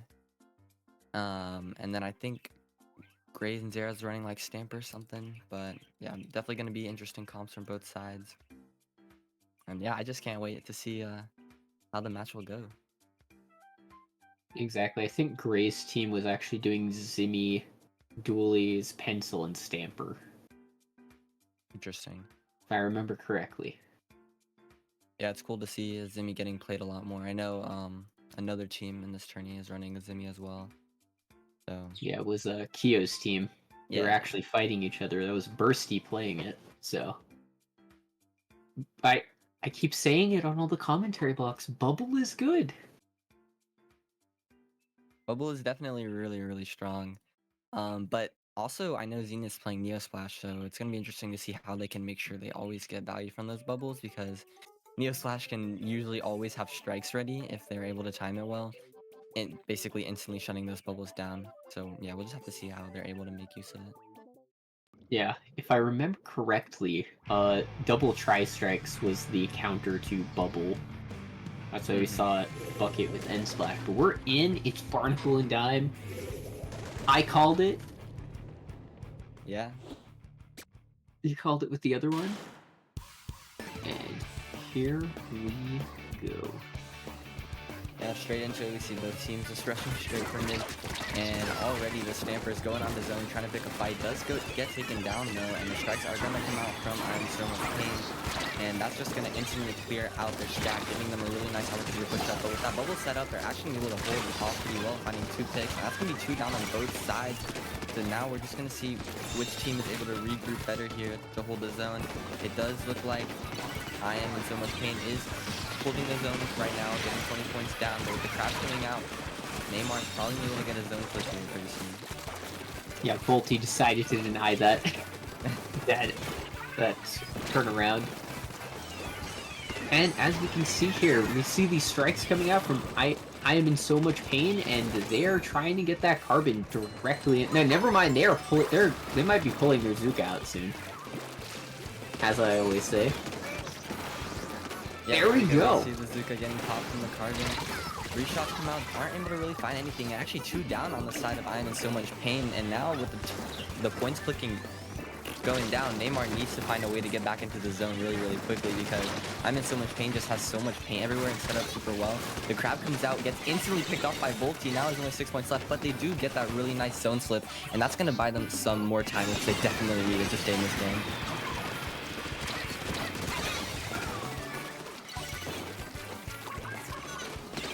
Looks like Volty's still on the zone, just trying to hold the zone. The cooler is going to come out, and now this might provide an opportunity for them to get in. The Stamper has their Zipcaster ready. They're poking out from the right side. 52 does find them though and gets them really nice pick there. And it's just I Am so much pain holding the zone really nice. Now they have the strikes coming out. That's going to give them another way to get on that stack and hold even stronger. It's just not looking really good here for Neymar, as they just got 3 down here, and the penalty is ticking down. Neymar needs to try to regroup here to make sure they don't get wiped out. We got another Zuka coming out to try to punish anybody trying to push it, and it helps get 2 picks. Let's go. And there goes the dualies. Yeah. It looks like Yeah. Yeah, and Neymar It's just have to actually scramble not- to get this zone back. The penalty is gone. There's only Oh! 5 points remaining, they and do there's it? 2 down. No, I don't think they can do it, Taro, and that's gonna be our game number 1 going to I'm in Unfortunate. so much pain. Really, interesting game 1. I mean, I'm in so much pain just had such good control of that zone. Neymar did get that one really crucial zone flip in the middle, but it just did not matter because I'm in so much pain. Just was able to instantly flip it back to their side, and they always had like Azuka or strikes ready to deny space from Neymar, and I don't know, it's just looked really tough for Neymar that game. So I'm really interested to see how they want to adapt in these next games. Yeah, I think the exact thing you said is, will they use those tri-strikes to counter that bubble? Yeah, and I think they did it pretty well. And also I want to point out how Volti was just like able to instantly shut down those crabs too, which was definitely a key part of Neymar's comp to get in. But yeah, Volti was like just always there, able to instantly either get the pick or just shred it down, and that was really clutch for them. And I think before we... Oh wait, never mind, it is splat zones on Hammerhead. Looks like it's the counter pick. I have not seen this map enough. I know a lot of top level people say it's underrated. And as we know on FryBasket, we see some very interesting picks, just like Scorch zones. We've seen Flounder up here. So Yeah, it's always definitely. fun. I believe the picks are based off what the players put in for like their Sendou queue settings. So, I mean, some of these maps may seem odd, but this is what the players want to play. So we let them Yeah. choose those maps. I'm kind of interested because I don't really see people play Hammerhead zones too much. So it's gonna be like an interesting change for me, which I'm excited to see. Yeah, I'm not even gonna try to anticipate what they might change this time around. We've seen Dynamo win on stream here. Interesting. Don't think we'll be seeing a Dynamo out today for this match, but yeah. It's a Flounder only thing, but Yeah, I still want to emphasize that for people. For all the Yeah, I mean- Dynamo mains out there. Yeah, I know, fair enough. I mean, I think I saw another team running Flingza. I popped into like everyone's stream and I like noticed that was kind of interesting. So maybe Yeah, the we'll see JP that. team picked Flingza versus Kia's team. Oh, maybe we'll get to see that later. But here we go, going straight into game number 2 of our winners We're going finals. straight in. Let's see if Neymar or I'm in so much pain decides to change their comp. Looks like Neymar's gonna keep their comp along with I'm in so much pain. So we're gonna see the same comps coming from both sides, and hopefully Neymar just knows how to play better with this comp this round so that they can hopefully have better control this game. Yeah, I'm a little surprised there's no changes, so it may have just been a map pick directly. Yeah, But maybe as you they can just see, as you can see, the dualies are just going up front and center straight off the bat, along with Xera's trying to flank with the Stamper and using that off angle. But Yeah, we Volti see- was having none of it.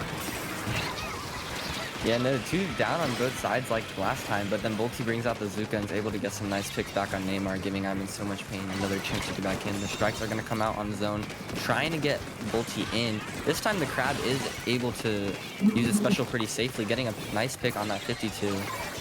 And now I'm in so much pain is forced to push back here as the Zipcaster comes out. Is going to put a lot more pressure on them too.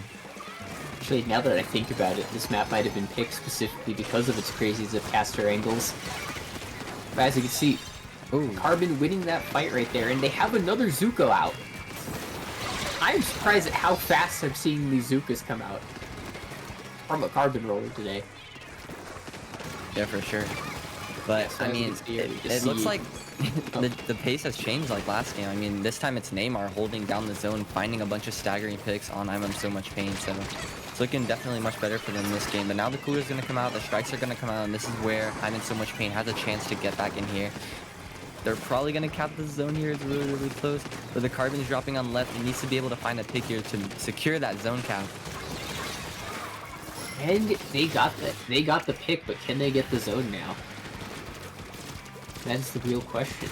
52's finds the Doolies finds the pick. Nice. Now the Carbon's on the right.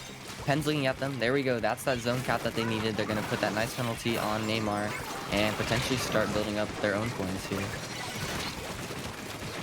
Yeah, that Zuka, the last part of that Zuka getting denied, and then now we're stuck in a neutral, but it's favoring I am in so much pain briefly. Yeah, but that's 2 down on both sides, and the zone's gonna flip back to Neymar's side with the 52 jumping in, gets instantly denied. Now the Carbon's alone, and that's gonna get picked off too, leaving the 2 supports by themselves, and I'm in so much pain. And now they're gonna need to make sure they survive here and regroup and get their specials, because the penalty is ticking down really quickly here. And if Neymar is able to find another pick here, they can definitely secure their hold. But the Stamper goes down, and now the strikes are gonna come out. This is where I'm in so much pain needs to go flip that zone because of that penalty that just wore off. Yeah, and as you can see, we are seeing the Carbon just sharking mid now. They're trying to deny that Stamper's off angle currently. They did. Ooh. We are back to see. Yeah, Volti's trying to move up to Shark underneath their ledges, while Zenith is holding the strikes to punish whoever the heck is going to try to charge down at them. They did get a pick, which is exactly what I am in so much pain's comp wants to do, is just slowly pick you off one at a time.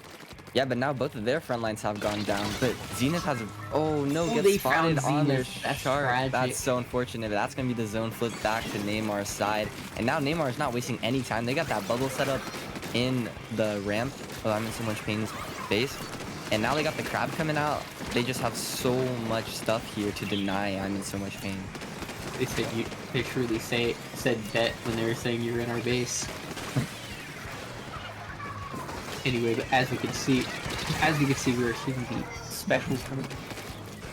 Yeah, but 2 down, and it's just the pencil alive here to try to cap the zone. It's going to be really, really hard. We do have that Zuka ready. The Carbon's trying to get on the zone to find a pick, but they just can't. And that's going to be game number 2 going to Neymar.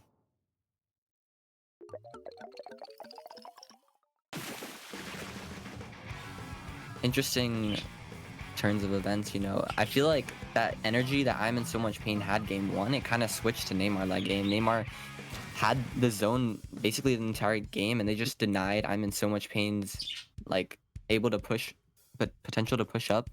I'm wondering if Hammerhead denies I am in so much pain's team comps WinCon, because I think if any of you, well, we glazed top. Oh no, we got a connection lost. Yeah, it looks like they're rehosting the room, probably. Yeah. But Maybe I there's guess lag to or go on a something. tangent, I know Kyo posted a video of how to deal with hide and seek comps, and I realize now that's what I am in so much pain is doing with Volti. So maybe, not 100% sure, maybe Hammerhead being more of a linear map denies that a bit easier. So. Yeah, for sure. I mean, I think they definitely picked the right map because they were just able to apply so much pressure. And like you said, those Zipcasters had some really, really crazy angles. I think that was able to get some good attention. They were able to find really good doubles that game. And I think like they were just able to stagger the front line so well that it was kind of hard for the supports to do anything. I think mainly the reason they were able to get zone most of the time was like strikes or something, because that zone is a bit tinier. But overall, definitely a really good adaptation from Neymar that game too. Yeah, because especially when you're allowed counter picks, comps aren't the only thing you can switch to counter your opponent. So, as we find on Frybasket, get to see something different. Yeah, I'm interested to see what I'm in so much pain decides to counterpick though for game number 3. Yeah, it And looks like it's Splat Zones on Mako Mart. I was gonna say it's gonna be a Carbon map, and it is the absolute. I'm not trying to overglaze, but it is the Volti special. No, I mean, I think the glaze is deserved. I was thinking about it, like, I'm like, well, they probably want to pick a map that's good for their Carbon, because I know Volti can do a lot of damage on a map that's suited for them, and I think Mako is definitely one of those maps that suits them really, really well. Exactly. I mean, it's Mako Mart zones. This is one of the most white bread map modes in the game. I don't really know what else to say about everywhere. I don't think there's really anything else you need to say about it. I mean, I'm sure everyone watching has probably seen this map been played more than enough times. I mean, it's probably like the staple of Splatoon zones maps. But I definitely don't think I would not expect a comp change from I'm in so much pain, and honestly, I wouldn't expect a comp change from Neymar either, since they were able to play really well that game. But I Yeah, think wouldn't. Yeah, if I they're also able wouldn't be to, surprised. yeah, because I think like the strikes and the carbon just work so well on this map. If they're able to find the synergy using that, that's gonna be really well. I think last game, one thing I noticed is that the crabs were definitely getting a lot more value because I think it's kind of hard for Volti to be able to punish them, since it's kind of hard to get in on that map. But now with all these different angles that Volti can take and all the different shark spots, it might be not as good for the crab. But here we go, going straight into game We number are 3. in.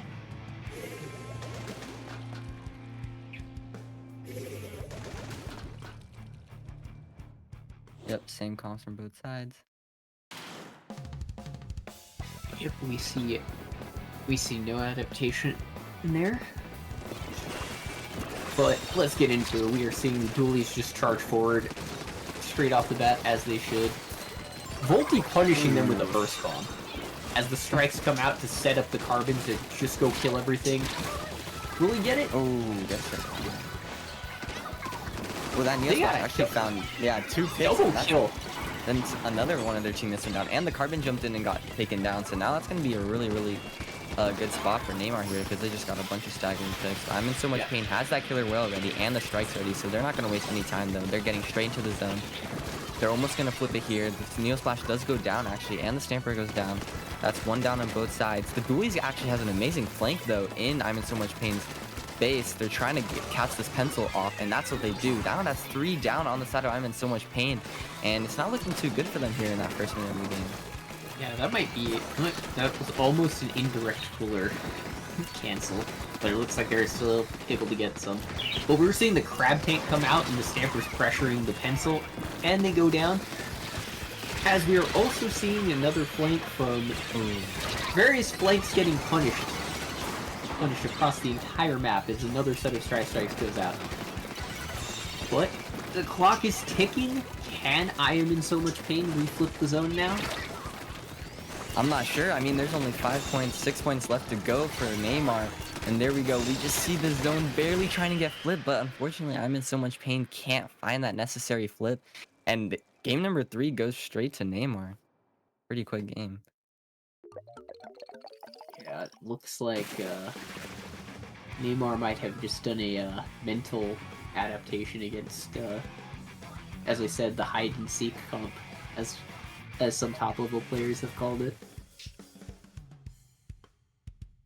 Yeah, I'm in so much pain's counter pick, so really surprised how Neymar was just able to dominate that whole game. I mean, they didn't let I'm in so much pain like get a single zone flip that whole game. And they just kept finding like really nice picks. That dualies onto the base was able to stagger the pencil, and then the rest of their team was able to get really good staggering picks. So yeah, really well played from Neymar here. But it's a best of 5, so I'm in so much pain does have a chance to counter pick yet again and try to find their way back into the set. Yeah. It's like I'm trying to think what else could they try to counter pick. I'm not as well versed with rollers. Oh, and it looks like the room. Yeah, it looks Guide like again, they're we might still have having to- some internet issues, so they are trying to rehost the room to make it fair. I'm not trying. I'm just trying to say we're getting Splatoon 3 again. This is unfortunate and tragic. You know, as we also know, not even LAN can save you. Oh yeah, of course. That's just how the game goes, and you kind of just have to deal with it. I mean, you're just gonna have to keep playing through it. Yeah, if you don't believe us, we definitely.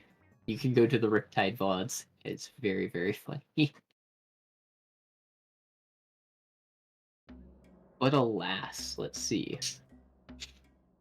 Honestly, I think both teams have completely locked in a comp. And it's really just, what is this counter pick going to do, and will it work to give us a game 5 clinching? It is Splat Zones on Robo Ramen, it looks like. Yeah, no, it seems like at this level of play, people just have comps locked in that they are just super confident in running, and they just try to play it better, during the matches. I think definitely the map counter picks can help a lot too with that. But yeah, like Yeah. you said, our game 4 is going to be Robo Zones, which should be another good map for Strikes and Carbon. I feel like if the Carbon can find their way onto the plat and like get some wipeouts, Zuka's really strong too in clearing that out. Then maybe the game number 4 could go for I'm in So Much Pain's way. Oh well, we will definitely have to just wait and see at this point.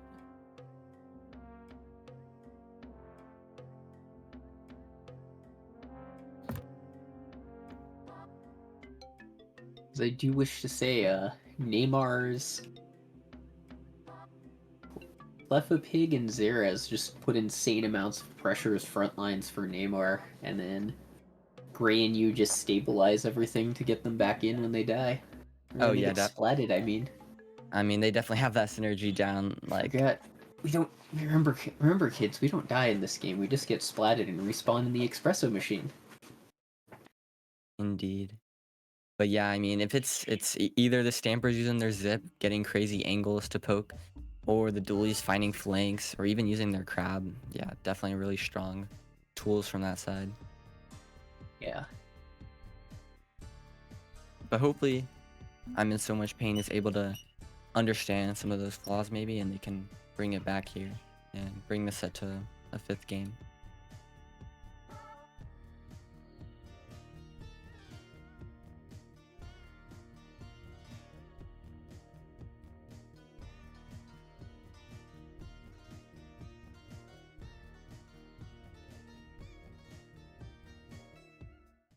I guess while we have some time, I'll take a look at the rest of the bracket. Looks like we have our seed number 1 playing our seed number 8. Oh, never mind. The match is starting. All right, we'll go back to that. Yeah, losers bracket 7.1. There's an upset rematch, but we're back in the game.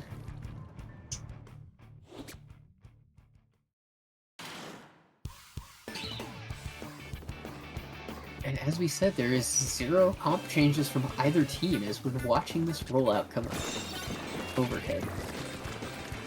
Looks like we're seeing the dualies doing their dualie thing and charging up over to the side as the strikes come out from Zenith. And Volty gets a pick on the Scamper there. And they're pulling their Zuka out. Yeah, but unfortunately the Zuka isn't able to find too much value. The zone is in Neymar's control, but I'm in So Much Pain here. Has a jump on the dualies, does secure that pick on the dualies, so now they're going to be able to push up here with these 2 picks that they found on Neymar, and hopefully retake, or they already have the zone control. Yeah, the lead got flipped. Let's see here as the strikes go out, but they're unable to even stall the zone right there. And the crab tank gets denied as we're seeing Haymar desperately trying to just fight them out of mid.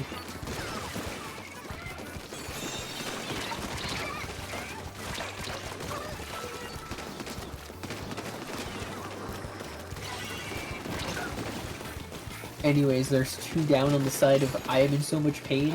Although they were trying to get jumps back into mid to keep that pressure up, but these strikes are pushing them back towards their plat. We're seeing the Carbon trying to get a cheeky pick over here. And in chat, was that a sprinkler pick? I have no idea.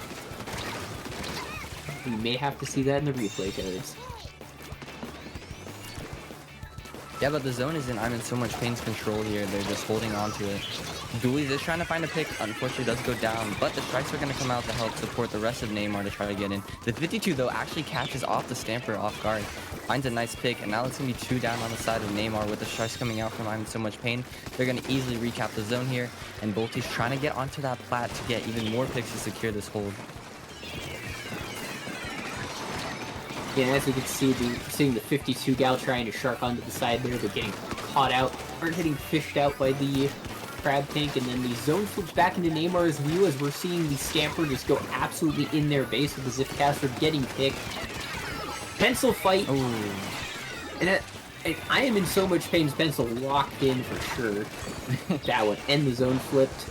But we see both teams with specials ready to come out, so knowing how fast-paced everything is, it's for sure how he's going to get flipped. Yeah, now with the cooler out, it's going to be time for Neymar to try to get in here and find a pick. But the strikes are going to come out from in so much pain, so they can try to slow down that push. But now the Carbon's going down, the 52's going down. There we go, the same situation where we see our front lines go down. The Carbon tries to jump back in, unfortunately goes back down, and now the Stamper's putting on so much pressure, it actually finds a zip kill on the pencil. Insane. Now the Dualies is falling off of that, trying to pick off the 52. Unfortunately does go down now, and that's gonna be 2 down on the side of Neymar, so I'm in so much pain. Needs to try to get back in the zone here if they want to make sure they can amount of stalling. Yeah, for sure. But the zone ultimate is gonna get flipped back to that Dualie's just... But there we go, the Dualie is just going in and tearing it down, flipping the zone back to Neymar, and now they're set up on the snipe. Are gonna have to unfortunately drop down, but they gotta pick on the pencil now, and that's gonna actually slow down I'm in so much pain's retake really well here. The Stamper's just in their base applying so much pressure. They have the crab ready, they have the strikes ready. The Stamper is gonna go down, and the strikes and the Zuka are gonna come out from I'm in so much pain. But now with the lead swapping, they need to find their way back into the zone here. Yeah, the clock is ticking. It's turning into a now or never situation, and Volti is definitely saying now with that pick. Yeah, but the pencil gets picked off yet again, and Neymar has their strikes ready. It's not looking too good for them. Okay, but 3 down. Never mind. Never mind. Okay, that's a delayed wipe actually on the side of Neymar, and with 40 seconds left, I'm in so much pain. Needs to set up on their plat here if they want to secure that hold and get their lead back. Yeah, exactly. They got a huge pick that they needed, which was the tri-strikes from the enemy team. And the Will's gonna come out here to put some more pressure. It doesn't look like they're able to push up too much, but it's just enough to stop that Dualies from getting in. And that's gonna be a staggered pick on the front line. But now they're gonna be coming back with cooler here with their crab and their Zipcaster ready. And there we go, the strikes are coming out too. This is where Neymar is trying to flip the zone. But lead does actually swap to I'm in so much pain. And that's gonna be the game actually. Yeah, that is gonna be the game. We are now in the hype game 5 set. Dang, I thought for sure with the strikes, the crab, and the Zipcaster, Neymar would be able to find their way back into the zone, but I'm in so much pain. We're just able to get some really nice staggered picks and hold off the zone, and then with that Neo slash pain, it's just too much for Neymar, I guess. Yeah, I think especially in high levels where the pacing is so fast, people really underestimate how behind people get when they just get picked for when an important special gets picked, like cooler or tri-strikes. Indeed. Because there's a certain point where the game really becomes a game of the milliseconds matter.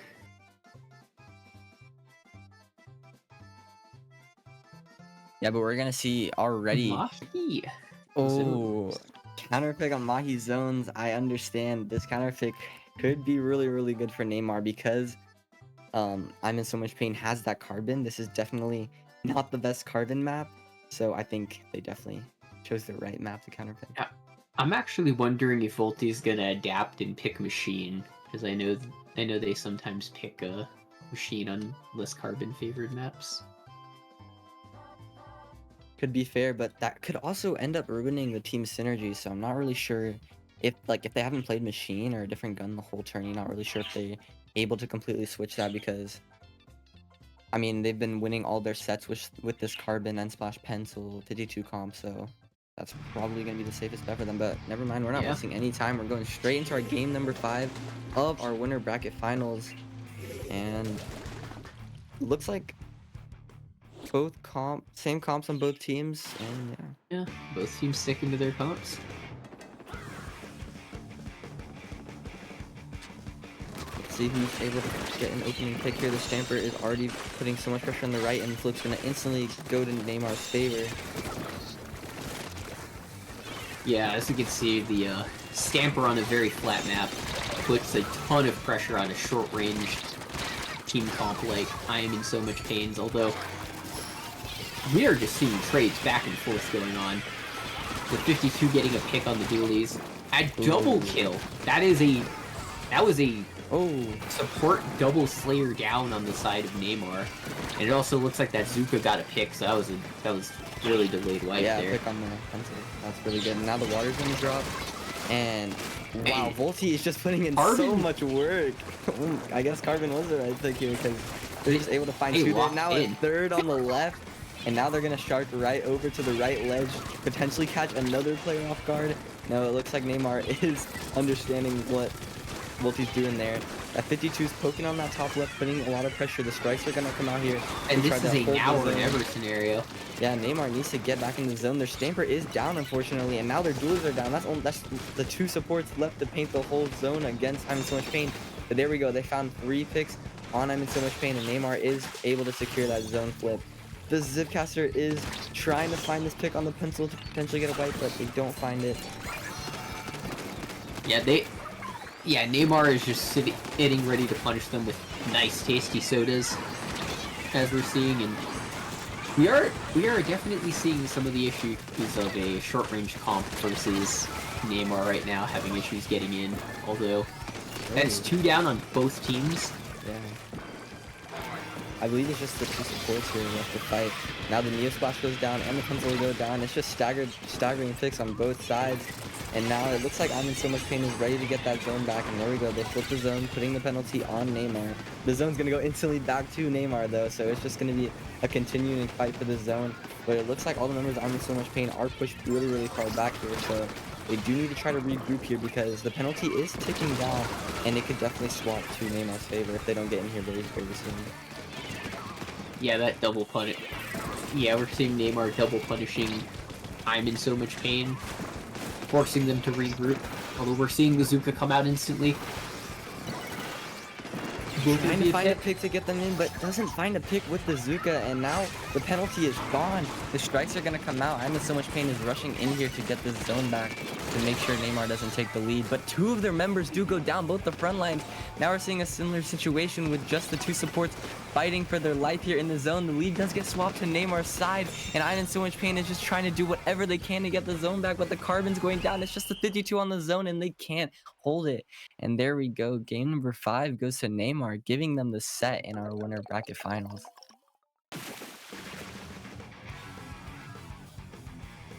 Absolutely well played by both teams there. Yeah, well played from both teams. I mean, I'm in So Much Pain. It really looked like they were almost about to KO there in the beginning with that opening hole, but then Neymar was just able to quickly cap the zone and then start a better hold of their own. So definitely well played to Neymar there for taking the set. But that was a really, really close set, so I would not be surprised if I'm in So Much Pain win this losers finals and then come back for a bracket reset and maybe get some revenge. Yeah, although, as I will say, it would look like, does look like we are going to be seeing a very good losers bracket finals matchup next. Yeah, no, we're going to be going straight into our losers finals, actually, since it is ready for us. And we're going to have our seed number 1 versus seed number 4, which we just saw play. Oh yeah, we got that team. We got the JP team that won Fry Basket 10. Akomaso. Yeah, and it looks like they're here to win yet another fry basket. They did get knocked down here, actually, in winner bracket round 3, I believe. But they have just been tearing through and putting chaos in the losers bracket. They beat Moonlight, and then they beat Kyo, Jared, and Q's pickup. And then they also just beat My Little Henlo. So it looks like they're hungry for blood. Maybe they were, taking it easy in the winners bracket, and now when they got sent down to losers, they're like, okay, no more funny business. We're gonna come back and we're gonna put some havoc in this tourney. Yep.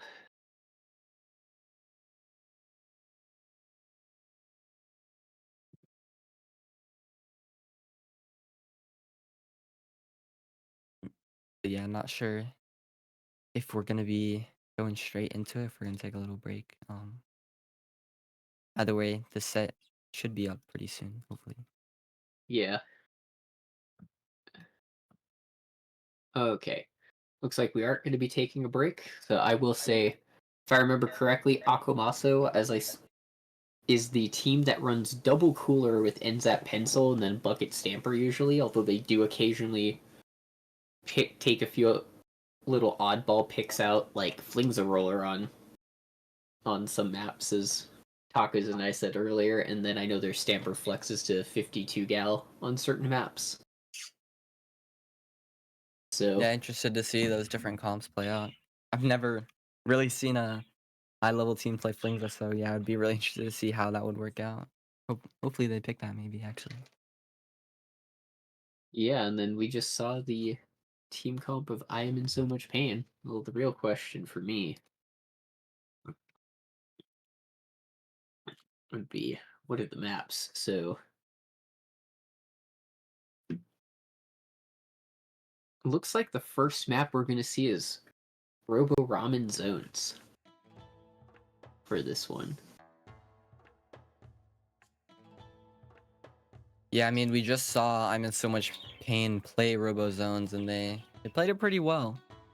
I believe they were able to hold off at the end right before overtime started and actually get a wipeout. So this should be a pretty strong map for them, at least how I've seen them play earlier.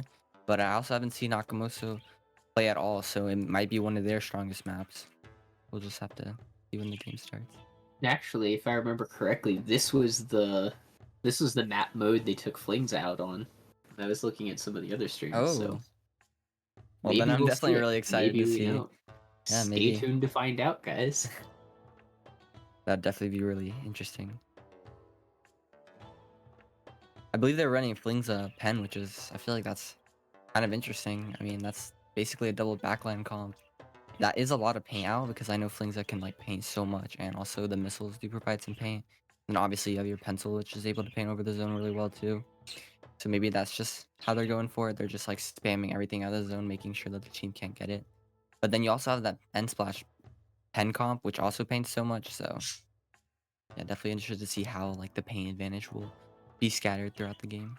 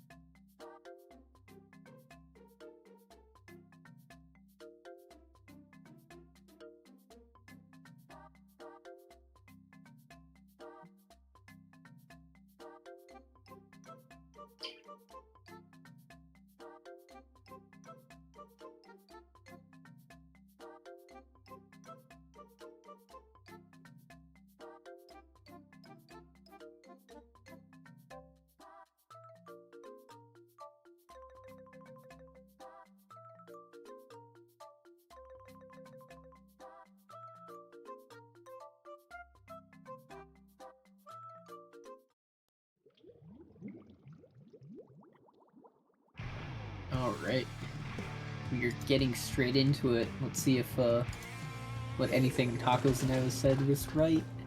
Yeah, there we Oh, go. We see I that called Flingza it! roller. I called it. But we are gonna see that same End Slash Carbon Pen comp on the side of I'm in So Much Pain. So yeah, we're just gonna see it. We're going straight into it. We're gonna see both teams just rushing for the zone. Flingza looks like it's farming up their missiles though. And yeah, they're gonna launch them. They already found a pick on that Carbon, and Akamoto is gonna be pretty well set up here, getting the zone into their favor here. Yeah, and we're just they were not able to take the plat of I am in so much pain, but they are forcing the fight out in mid now. Although, as we are seeing, Akomaso is holding that with brutal efficiency, really. And just getting their Slayers back in to keep fighting I am in so much pain. And that was a sick Zipcaster pick right there. Can they get another? No! Right, the missiles went out. And Volty gets a pick. Yep, and the strikes come out. And Volty's just trying to find another pick here on their plat, but they are marked, so it's going to be kind of hard to do something. The zone does get flipped. I'm in so much pain, though, putting that penalty on Akamaso. And now it looks like... Yeah, no, it looks like they're able to hold control here, but the 52 and the Stamper do trade bottom right, and now that's going to be 2 picks on both sides. With the missiles coming out, it looks like Akamaso is able to easily flip the zone back to their favor. And now we have all the members of I'm in so much pain just on their plat here, getting ready to push in. And there we go, they found 2 picks on the Stamper and the Pen with the strikes flipping the zone. Now it's time for them to get on Akamaso's plat and potentially set up a hold of their own here. Yeah, although I see the strikes ready from the bucket there. So, and the missiles go out. Yeah, missile flip. Oh, they're strikes, that's doubling, cool. they're tripling up their specials for this retake. Yeah, that's just impossible to hold that off. Never But mind, now- they're not saying this isn't a retake. This is their next push. Yeah. Yeah, no, Akamaso just found so many good picks. They just flipped the zone really, really fast, and now they're set up on I'm in so much pain's plat. The Stamper is going to get picked off by the 52, though. That's going to be a really crucial pick here for I'm in so much pain to retake. That mine on the zone is actually pretty nice for getting feedback on it. Yeah, and the other thing that the mine's doing is marking that carbon, which is making it really hard to get in. And there we go, the carbon goes down and the Stamper goes down. Now the bucket's left alone to fight. They are going to get 3 down on the Simon. I'm in so much pain, and now the penalty is ticking down. It's time for Akamaso to get a better hold here to put their lead up. And there we go, the Stamper is just fully charging in, getting that pick on the pencil. Now we see the bucket fighting the 52. Does actually trade with the 52. But I'm in so much pain, flips the zone back, and now we see that carbon is not wasting any time to try to put as much pressure as they can. Does get shut down, actually, unfortunately. Yeah, we're seeing the Flames are preparing another set of missiles at this point. And we're also seeing Tri-Strikes come out from the side of I am in so much pain, trying to get that carbon in, although the missiles out on three of the enemy team probably is denying that next push. And Akamaso, Akamaso is trying to shut down that carbon, denied though. Flings is really holding the zone very well here. Yeah, I mean, like I said, it seems like that's just the whole point of the Flings is just putting so much pressure on the zone. They don't necessarily have to put pressure on the players because they're still in objective, which is a really big part of this game. But now the penalty is gone from I'm in so much pain, and it looks like they're potentially going to try to fight for a lead swap, but never mind. Akamaso puts that penalty back on them, getting zone in their control. But now there's just specials getting used left and right. It's just a back and forth fight here to see who can find a pick next to get their hold ready. The missiles come out from the Flings that isn't able to protect the carbon, so the carbon's going to try to sneak around, but gets picked off by the pencil. Now the Stamper with the Zipcaster finds another pick on I'm in so much pain, leaving Nensplash and 52 by themselves on the zone.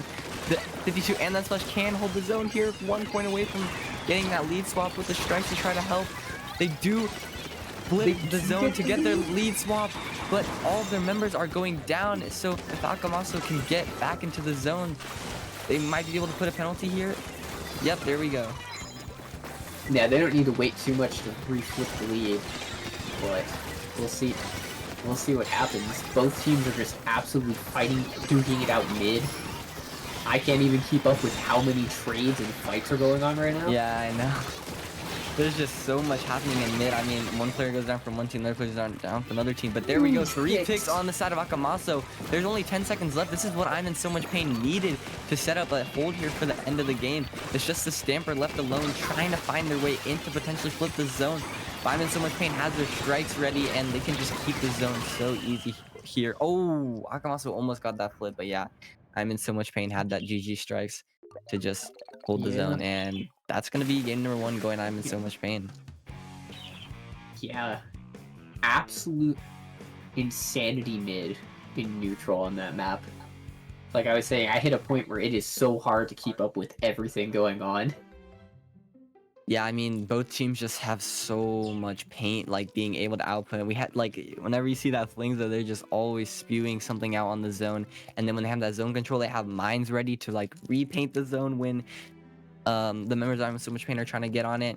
And then on the other side of I'm in so much pain, you have that Neo Splash just constantly throwing strikes, suction bombs, everything that they can to just keep the zone in their favor. Then you have the pencils on both teams doing everything. But yeah, there's just so much happening. And then the other front lines are just duking it out, trying to get picks whenever they can. But looks like our game number 2 is going to be Hagglefish Market Zones. What do you think about this counter pick, Taro? Honestly, I think knowing that Akomaso has a stamper, it makes perfect sense.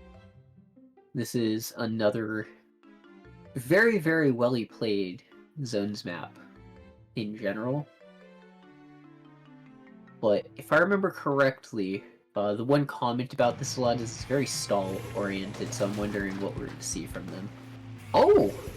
Flingza and Headed.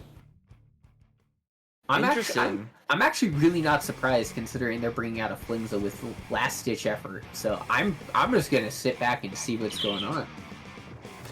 Yeah, maybe they want a little bit more fighting power and pressure with the Headed here. But here we go. We already see the Flingza instantly farming the strike, the missiles, and then the end splash on the team farming the strikes. So it's just gonna be 2 specials used on the zone here, just putting some pressure here. The Stamper is gonna drop bottom left. Unfortunately, does run out of ink. Doing in that fight, and now the Flingza goes down too. Bolty's trying to get into find another pick, but the bucket is just going in and getting so many picks for Akamaso, and that's 3 down on the side of I'm in so much pain. And now they're going to be starting up a hole here. Yeah, it looks like the bucket's holding onto those strikes to punish the next attempted retake. And we are seeing I am in so much pain flip the zone instantly with their specials, although Akomaso is returning it just in kind right there. That bucket has just been on I am in so much pain side of the map for most of this game so far. Yeah, no, they are definitely a force you need to deal with. They just put so much pressure. They do go down though, and that's going to be time for I'm in so much pain to flip the zone back and find 3 picks on Akamaso. And this is what they need to try to get a lead on their side here. 52 is just putting up some pressure here on the ramp. The bucket is trying to catch them off guard though with those sloshes over the ledge. And now with the missiles coming out and the strikes ready from the slosher, it's going to be time for Akamaso to try to find their way back in here and get the win. Yeah, we're going to see a crazy zip cast play from the Stamper right now. Not yet. But yeah, the lead is flipped in I am in so much pain's favor, and we're seeing another neutral stall out in zone. Yeah, they actually shut down that zipcaster really, really fast. Oh, now we have the missiles ready though to put some pressure on the zone. And there we go, the zone is going to flip back off Amasa, but now with these strikes coming out, I would not be surprised if it switches back on in so much pain's side. There we go. The zone is just getting pushed back and forth. But now the bucket here on the right. Oh, huge pick there. Huge pick on the 52. And now they're getting a pick on that slash 2. Yeah, then Bolty. Both of the front lines, and they also have strikes ready to come out with sodas, so looks like that bucket's looking to trade, jump back in, use the strikes. Zipcaster getting punished though. Yeah, and the bucket's gonna go down too, actually. So that's gonna be really, really good, finding so much pain here. The lead is gonna get swapped though to Akamasa's side, but the strikes coming out here very shortly are gonna flip the zone straight back home so much pain. Yeah. There? Yeah, this is, as we're seeing, this is a very typical Haggle game where there's a lot of there's a lot of neutral fighting in this map. Yeah, but now we see the pick on the carbon on the side of I'm in so much pain. Now Akamaso is able to try to get back in here and put as much frontline pressure as they can. They get a pick on the end splash, which is actually really huge because now they don't have their strikes to get back in, and the penalty is worn off. So now Akamaso with their Zipcaster ready can potentially just put as much pressure here to hold this zone in, build up their points really nicely. We do see the Zuka come out and get a pick on the Flingza. Nice with the strikes coming out. Oh, and another huge pick.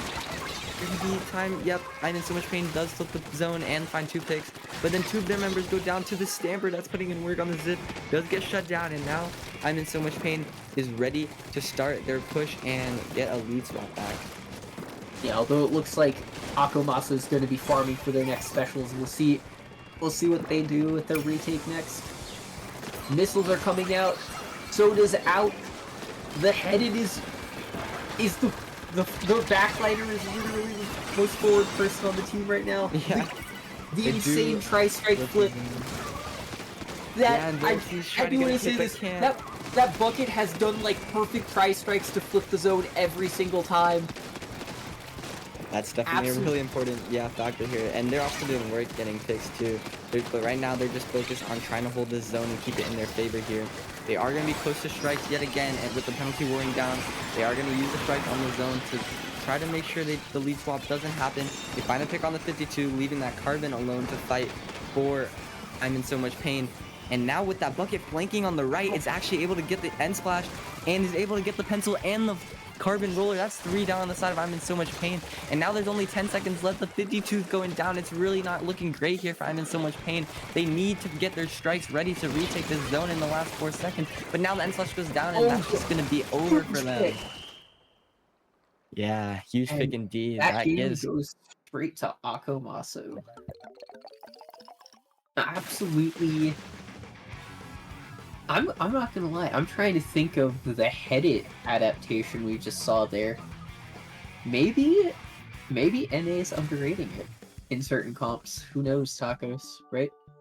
I mean, it definitely worked out for them there. They were able to lock that zone down at the end super nicely. It's And- probably because it's a triple short range comp versus them. And then they use the missiles to deal with the pencil, kind of like at the beginning of Splatoon 3, people would pick Flings True. to deal with the leader. Yeah, the missile pressure has actually been looking really, really well for them. And the Stamper and the Bucket haven't been able to play off of that missile pressure so well too. Either with their Zipcaster or those flanks that the Bucket was taking were really good for Akamaso. Like, there was just so much pressure put out that whole game. And like you said, that map is just super stally. Like, the zone just kept getting flipped back and forth, back and forth. One team had a hold, the other team had a hold, and then it just came down to whoever used those strikes or found a better opening pick to get themselves back in. Yeah. I like to call that a Splatland standoff. Yeah, but now with this game 3, I'm really interested to see what I'm in so much pain decide to counterpick here. Yeah, we're still waiting on that, but...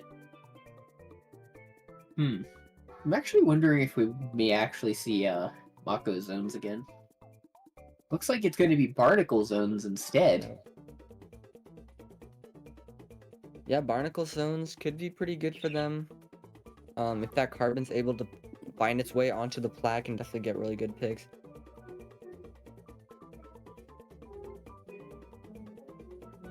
But what do you think Akamaso is gonna stick with their Flings pick here? It seems to be working out for them. Especially if I remember correctly, this was a very, very long time ago. Like, I mean, all the way back when, Deco Wiper came out, I remember, who was it? Some of the people in Cherry Limeade said, missiles were very good on Barnacle and Dime because taking the enemy plat first is such an important goal. And missiles is a very good displacement special because it's a global. Especially with how Akomaso plays with Bucket Stamper just run forward. And we're in the game, so we're about to find out. Yeah, we'll see if they stick with their legendary Flings pick.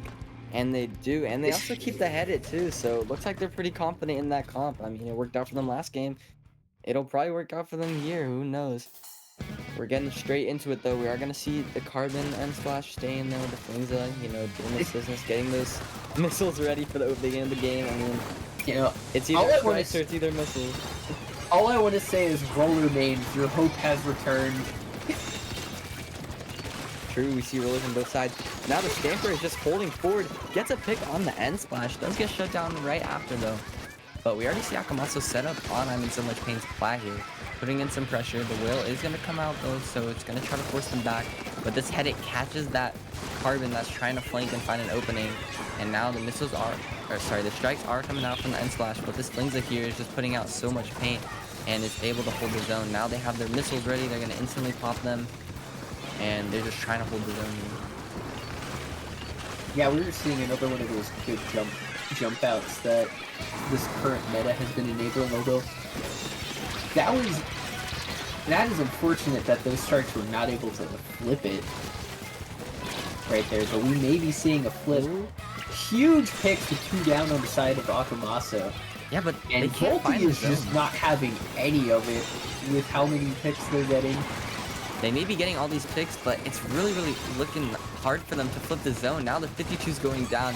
The zone is almost barely flipping every time, but then Akamaso is just able to put the pain back, and there we go. That's the zone flip that I'm in so much pain is looking for. Putting that penalty on Akamaso, and now they have the strikes going on Akamaso's plat. That's going to give them the opportunity to push up, but this Stamper here is in the zone trying to counteract that pushing from I'm in so much pain. They are going to go down here, leaving 2 members of Akamaso by themselves on the plat here, and they need to find a pick here if they want to get back in the move. Nice pick by I am in so much pain's pencil player right there on the Stamper. But then 2 of their players go straight down, leaving the pencil and Nightslash alone. Nightslash does have their strikes though, which is going to be able to hold back the zone. And the Carbon actually jumps in and finds a pick on that bucket. That's going to be huge. But unfortunately, the zone is going to flip back to Akamaso's favor and then flip straight back on in so much pain's favor. It's just back and forth with all these specials coming out. The zone just can't choose its host. Yeah, exactly. This is another Splatland standoff going on right now. And there's 1 down on both teams, although the 52 is coming back with their killer whales, so we may be seeing another push coming out soon. Yes, we are. It looks like, I dare say they may have gotten the same value off those lasers because they managed to put it on 3 different people there.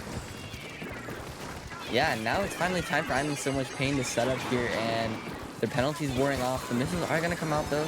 Tracking the Carbon can't shark on the plat, and Akamaso's already back on their plat, applying pressure on the zone. That Flingza's just constantly spewing paint, making this arm in so much pain. It has to have someone dedicated to fighting that zone.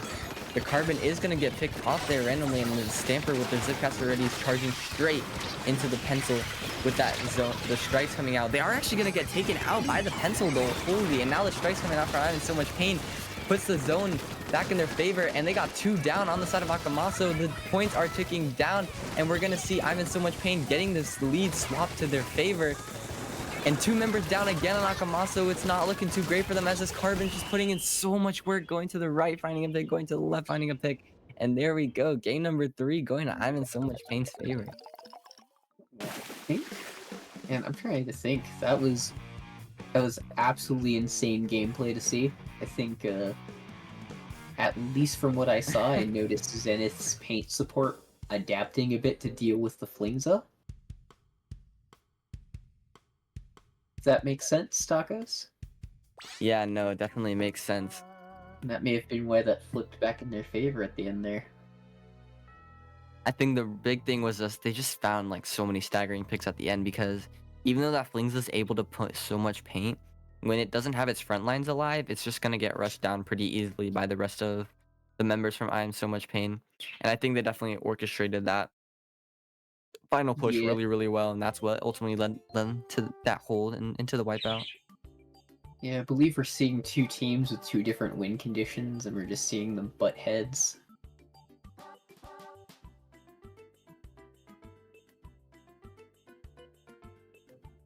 But anyway, I really wouldn't know what Akamaso would do as a counter pick. Yeah, I'm not sure. I mean, maybe another zone map that's like super easy to just contest the whole game with. I'm seeing somebody in the Twitch chat saying these GAPs play so fast, oh my god, and I'm like, yes, this is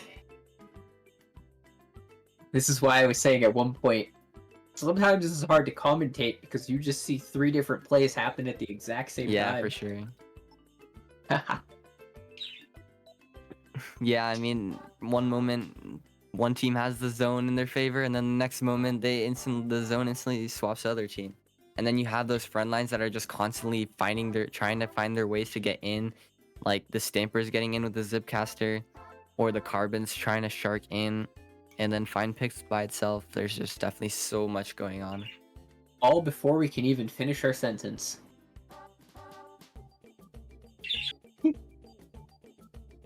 Splatoon's on mincemeat, let's go! That's definitely a pick. I honestly forgot that this is a map that is able to get picked, but it makes sense. I mean, this map is known for, this is where the pencil meta kind of came from, because people found out that you can just sit back and just shoot your 5 shots and basically contest the zone the whole game super easily. And now they have that Flingza that's gonna be able to just sit back and paint the zone the whole game. Definitely not surprised at that pick at all. Yeah, it is, for those of you maybe just tuning in, I know we've been rated a few times. We allow any mode, or any map on Splat Zones and Fry Basket here. Absolutely any of them. Even Wahoo. As terrifying as that might be.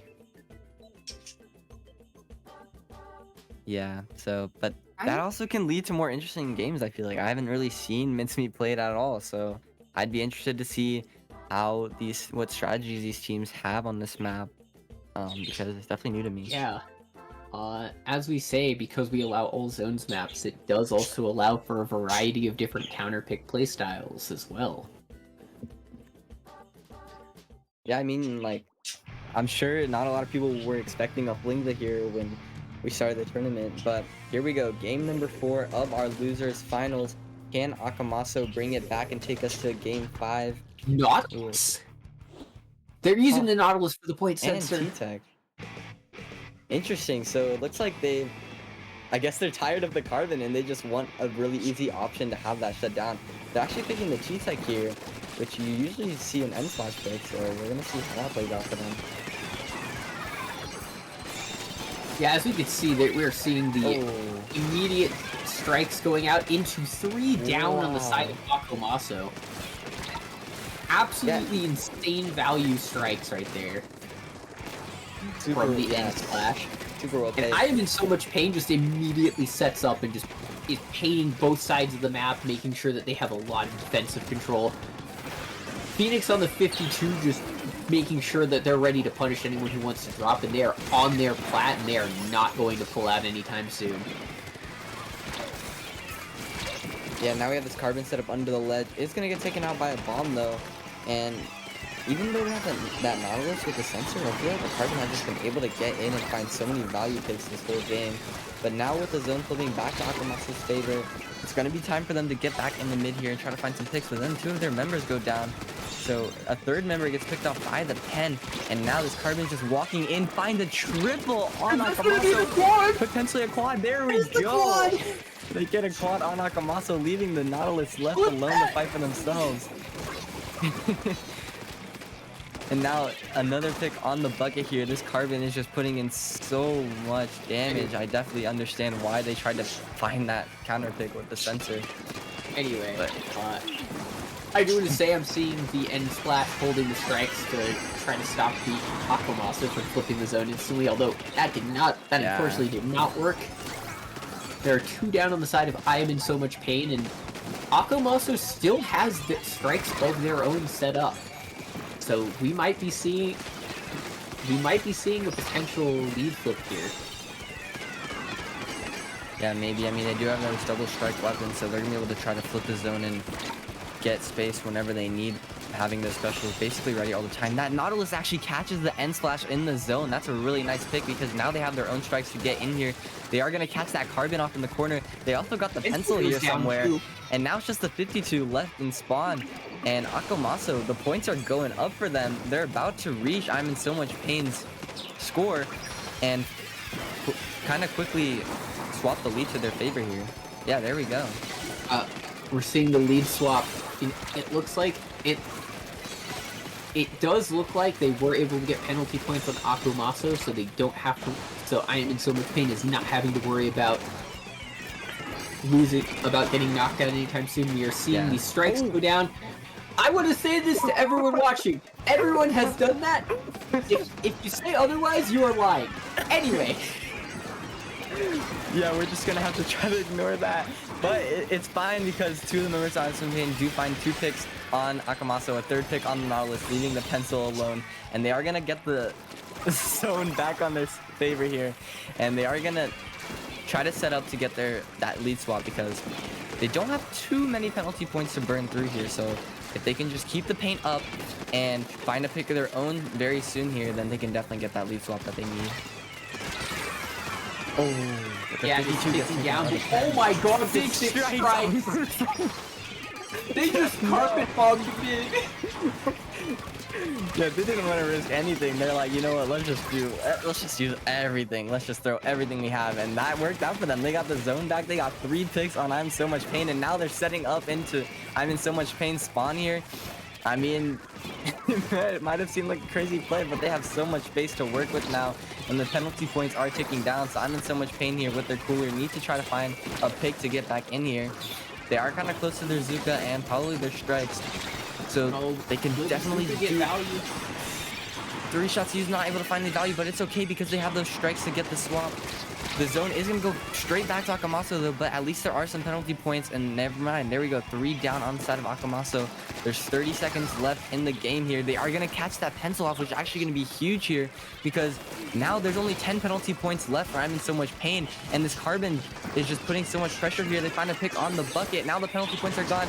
We are going to see all the strikes coming out. It does actually instantly flip the zone to Akamaso's favor, but flipping the zone isn't going to do too much if you can't find your way back in the mid here, and Akamaso, or I'm in so much pain, has their own strikes ready here. The zone gets flipped back to Akamaso. The bucket finds a pick on the 52. 5 seconds left. Can these strikes flip the zone in I'm in so much pain's favor? Huge. No. Oh, we are in another game 5. Absolute hype fest here. I mean, there's just so much going on, but man, that's those 6 strikes on Akamaso's side. I mean, they can just take the zone whenever they need, even if it's not like the best position for them. All they have to do is just throw all the strikes on the zone. They instantly get it back. And also, if they use 3 strikes at one time, then they can, you know, have some time to regroup on a pick, and then they already have another set of strikes to use. That was just super, super well played, and I can understand completely why they picked that map. Yeah, I am. Holy tense game is said in the chat. Yes, these are the teeth clenchers. Yeah, For sure. that end of the game is just, I honestly could not tell who was gonna flip there because we saw the first pair of strikes get shut down, and then Zenith had their own pair of strikes ready, but unfortunately the zone is just super easy to flip there, so Akamaso did ultimately flip it. But it is going to be a game 5 here, and this is going to decide who moves on to our grand finals and potentially get a bracket reset going. Yeah, I do want to say, judging by this, it looks like Akamaso has been able to win their counter picks. So this last map is very important, and it looks like it's zones on Umami Ruins with the Commentator's Curse. I wanted to create tension with what's going to be picked next, but they did it instantly. Ooh. Umami Ruin is definitely an interesting pick here. This makes sense because they were getting zones cheesed to an extent. So forcing a split zone might be the, I guess, idea. Will it work? We're about to find out. Yeah, I mean, do you think Akamaso will change their comp back to the Flingza, or you think they're confident in this double strikes? I mean, if I would say this, you could just triple strike both sides of the zone if you have enough coordination, which it looks like they do have that.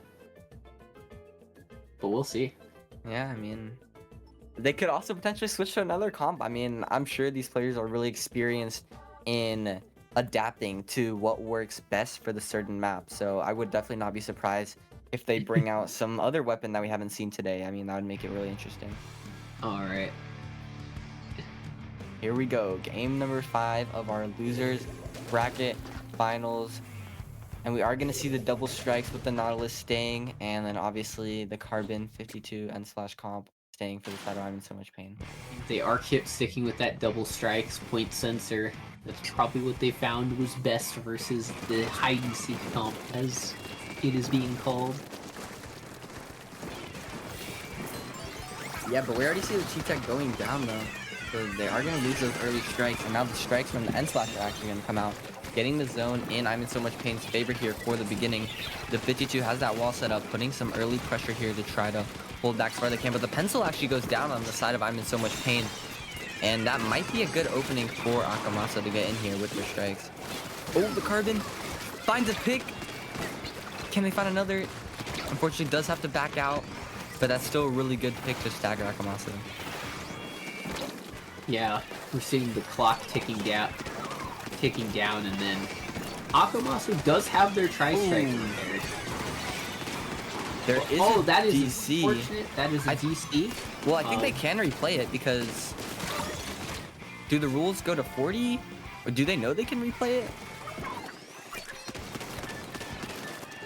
We'll have I guess, to wait and see. Guess we're just playing out the game, but with the player down on Akamaso, they have their strikes. They're trying to get the zone back, but because of that one-man advantage down, it's just going to be so hard to get back in here, especially with their pencil going down now. And now the Nautilus, just the T-Tech, and that's going to be the wipeout on Akamaso.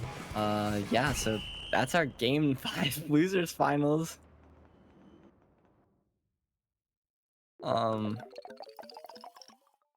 not sure if...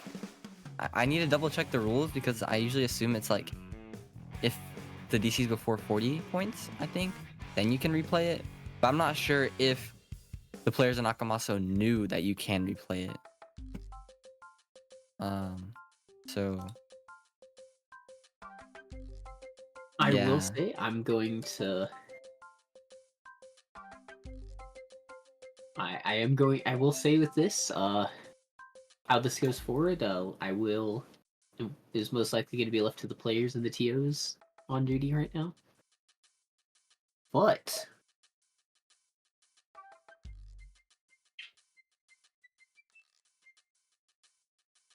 yeah, I'm not sure if Akamaso knew about the DC rules. That's probably why they didn't end the game there. But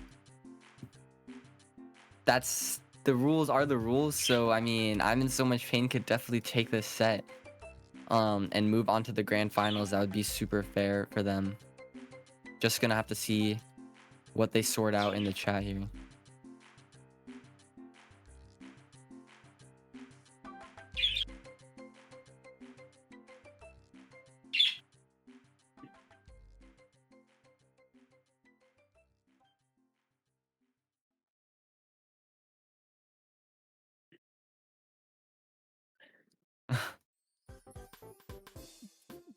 yeah, as I will say, depending on how things are right now, we may be seeing Neymar versus I am in so much pain in grands. So Oh, apparently the rules say that if the score is under 50, so I'm not sure if the zone was actually under 50.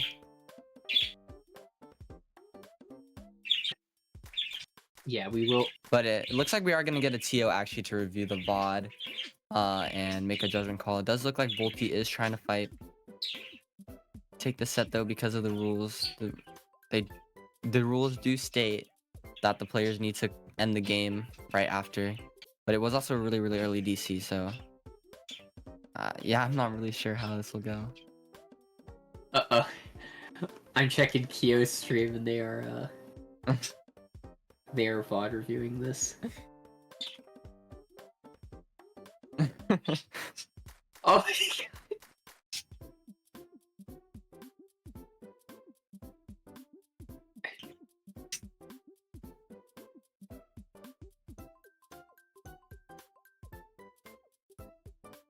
Because if I remember correctly... Okay, so they did get the DC right before 50, it would appear. They DC'd at 51. But I will also say, I think this is also a weird oddity because... What was They'd it? have to end the game, technically. Yeah, I also think this is a case of JP doesn't really have DC issues as much, and it's usually if you DC, it's seen as doing that. Yeah, that's why I said I'm waiting for the staff to figure this out, Yeah. especially with how tense this entire tourney is.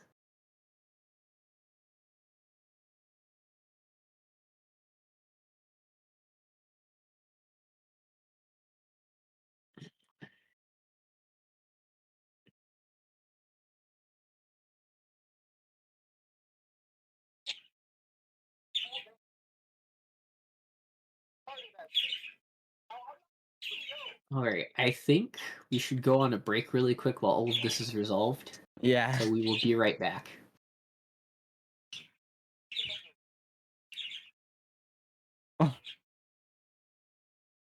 Yeah, I think Keo stream, it looks like. Oh.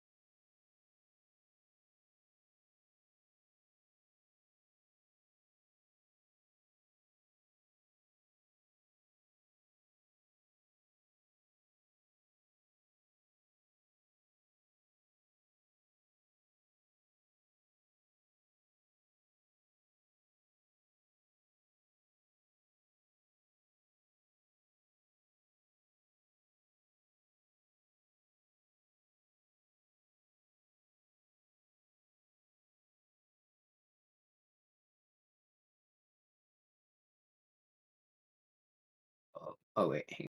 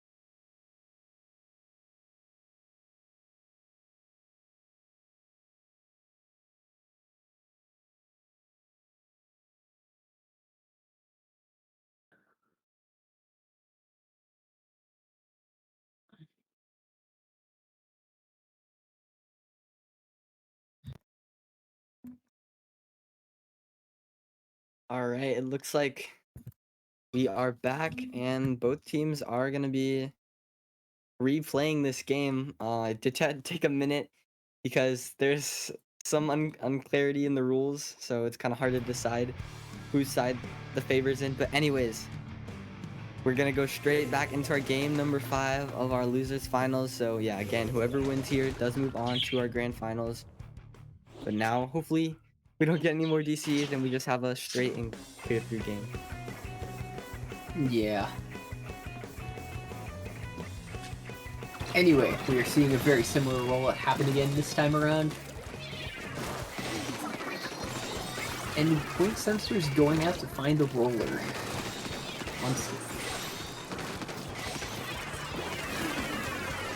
Yeah, the Carbon and 52 are trying to push up on the right here, but are getting stopped by the strikes and the sensors.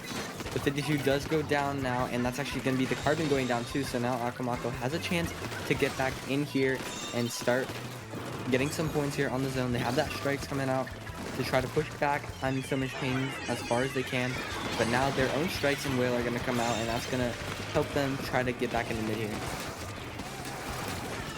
Yeah, as you see here, we're seeing Bazooka come out. Although the strikes came out just to stop I am in so much pain from charging forward. But the clock is ticking down for I am in so much pain. They have to, eventually gonna need to get a retake soon, otherwise... Yeah, I mean, their players just keep getting staggered, and Akamasu are just holding the zone pretty well here. They do get the zone flip though, so that's going to be pretty good, putting the penalty points on Akamasu, but they do need to still find a pick here to get back in, and there we go. There's their pick on the bucket. There's the pick on the Nautilus with the Zuka and the strike. There we go. The third pick on Akamasu with that Zuka. Really, really well used Zuka. And they found another pick on the pencil. That's going to be huge for I'm in so much pain. Now they've staggered Akamasu, and they already have the 52 set up on the dome here. That's going to be really, really hard for Akamasu to get them out. The 52 is able to pop that whale too. The strikes are going to come out from Akamasu, and the bucket has their own strikes ready. So we are going to see who is able to use their specials better here to find a pick. And it looks like they don't even need a special to get a pick with that Nautilus just charging forward. Oh, getting 2 picks on I am in so much pain at this point. Another pick on the 52 from the pencil there. And T-Tech is ready with their strikes. I'm in so much pain really has to regroup right now and get their specials going so they can retake mid. Yeah, even though they have the lead by 2 points, it's not too big. And now 3 members down on the side of I am so much pain with the penalty wearing off from Akamasu. We're going to see that lead swapping straight back to their favor. The pencil goes down too. That's a delayed wipe on the side of I'm in so much pain. And now Akamasu has himself set up pretty nicely here on this hold. We do see the strikes coming out from the end splash though. This is going to provide an opportunity for I'm in so much pain to get back into the zone here. But unfortunately their 52 does go down, leaving the carbon end splash and pencil to fight for themselves. There's only 15 points remaining for Akamasu to take this game. The carbon does get in though, finding a pick on the bucket, does get traded out. 4 ticks left for I'm in so much pain. Can they get the zone back? And they can't. Oh man. That's gonna be our game number 5 going to Akamasu here. Yeah, it looks like we're gonna be seeing Seed 1 and Seed 2 in Grand Finals now.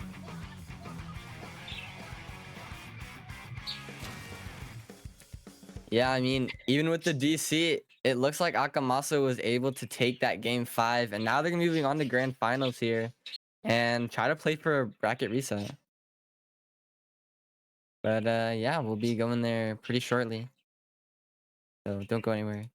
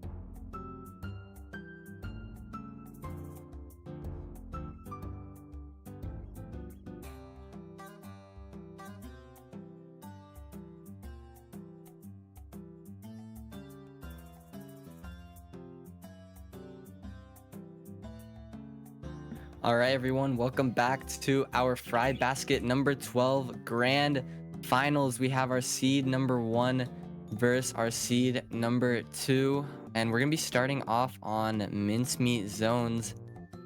This should be a pretty interesting match. We just saw seed number 1 fight it out in the losers finals, and we saw seed 1 earlier fighting out in the winners finals. So yeah, really interested to see how this match plays out. Absolutely agreed.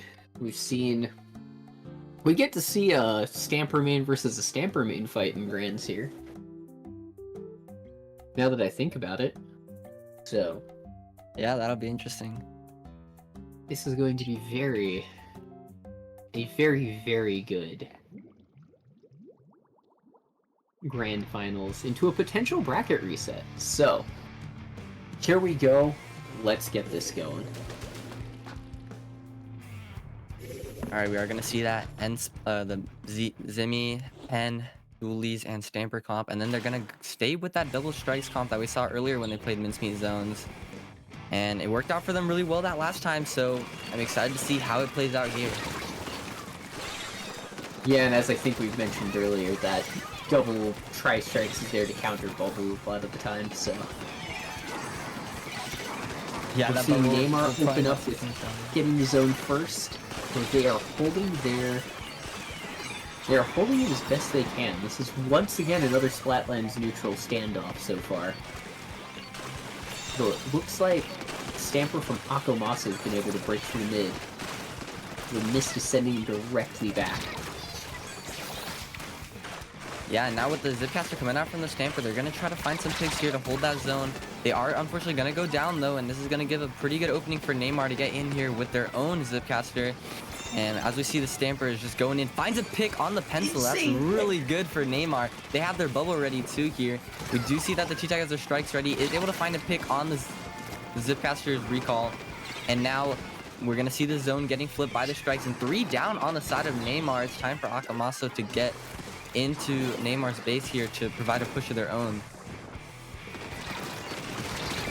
Yeah, and we're seeing the Stamper try to set up on the enemy team's truck, but getting picked. A Crab Tank coming out, trying to flush out the bucket from up above. The T-Tech and Pencil trying to hold mid for dear life right now. Oh.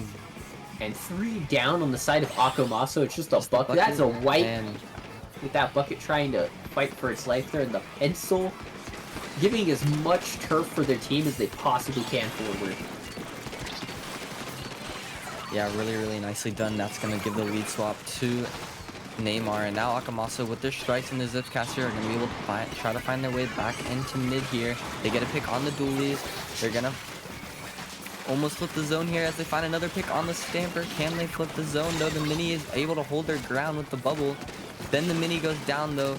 So now we're going to see that the bucket's pushing up into mid. Gets taken out by the pencil though, and it looks like Akomasa isn't actually able to flip the zone to their favor here as 3 of their members go down. Now it's just the pencil left alone to fight for themselves.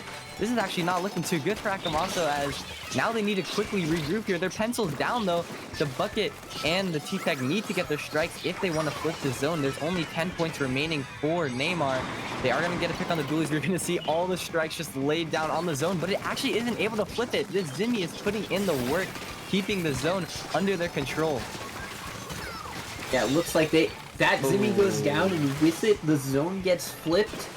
Amazing pick from that Stamper Zipcaster as we're seeing the Stamper on the side of Nib try to take the enemy truck and getting picked off. Looks like once again we're back in neutral with both teams just trying to farm for specials as best they can, although the bucket is flanking on the right side. It's like good trade from that Stamper right there. Good pick from the bucket. Yeah, the bucket's putting in some work here, staggering the side of Neymar. And they have the strikes ready from the T-Tech and the bucket. Looks like the bucket is going to pop their strike. They find a pick on the Zimmy. That's going to be huge. The Stamper needs to try to stay alive here, but they can't. That's 3 down on the side of Neymar. And now the points are going down for Akomasa. The lead swaps to their favor. And unfortunately, Neymar just has no players left alive to fight for themselves. And that's going to be our game number 1 going to Akomasa. Yeah. Gate. Looks like this is the First game in our grands, it is up to Neymar to decide the next counter pick.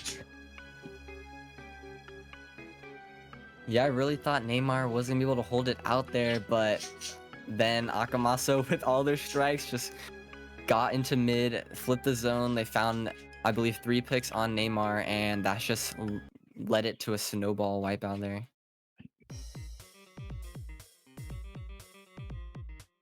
But I'm interested to see if maybe Neymar decides to change up their comp after that, because I'm not really sure if the Zimmy was able to get any value at the bubble. Like you said, the double strikes is just able to shut down those bubbles instantly. But I mean, the Zimmy was putting a lot of work holding that zone at that one point. That was really strong, but unfortunately the strikes are just too strong.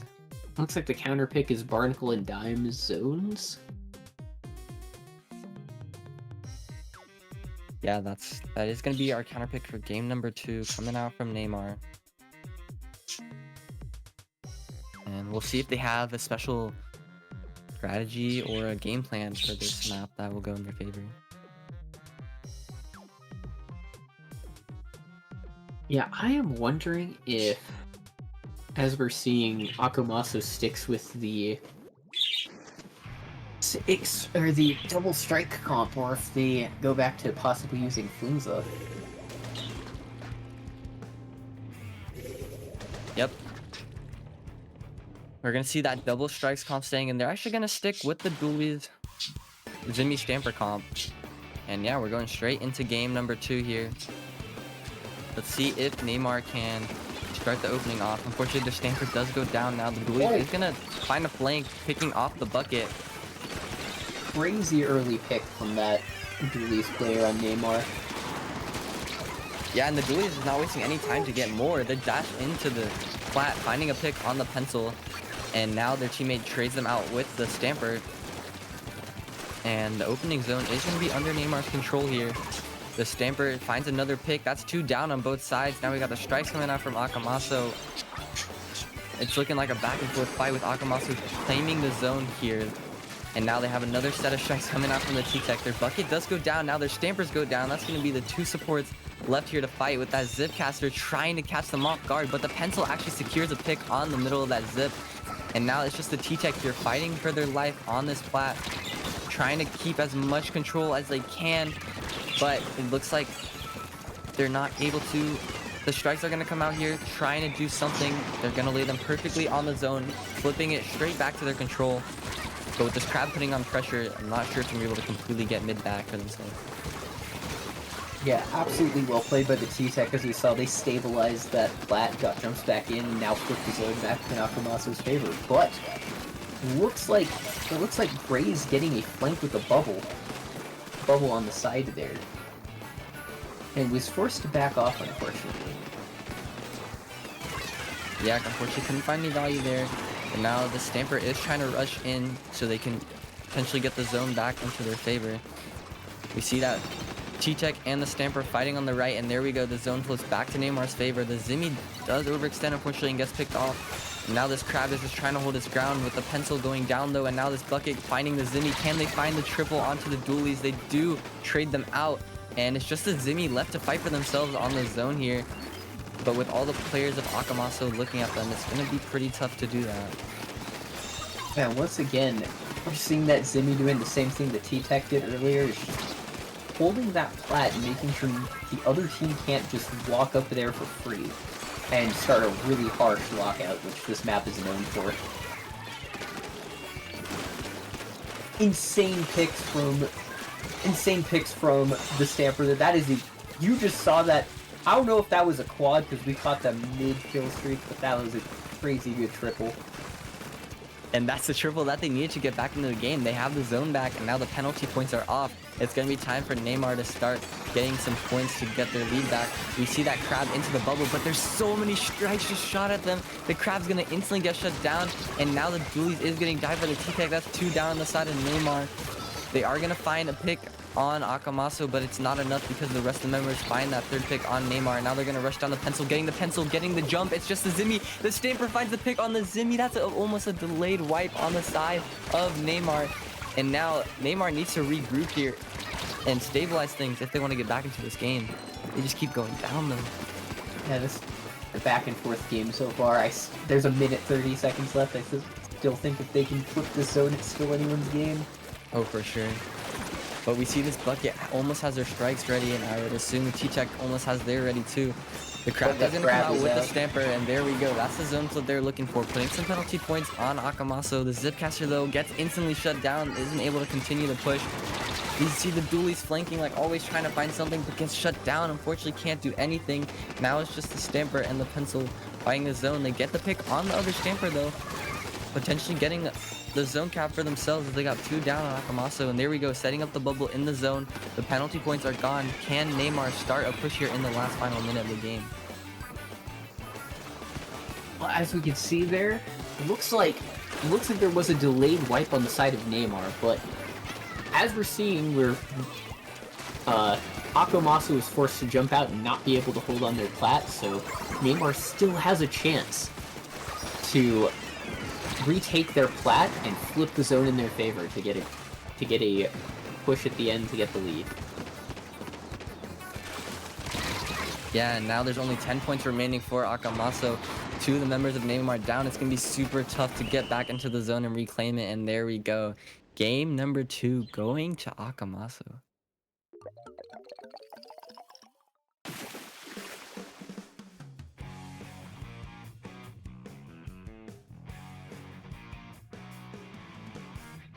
Yeah, it looks like we're approaching game point now for Grand, so we may actually be seeing a bracket reset. I think possibly for the first time in FryBasket history now. That'd definitely be really interesting if we could have that happen, but it's definitely not over. This is a best of 5, so if Neymar finds a strong counter pick here and gets back into the groove of things, they could definitely reverse sweep this set and stop that bracket reset from happening. But if Akamaso just continues to keep their force going, then they could definitely get that bracket reset happening. Exactly.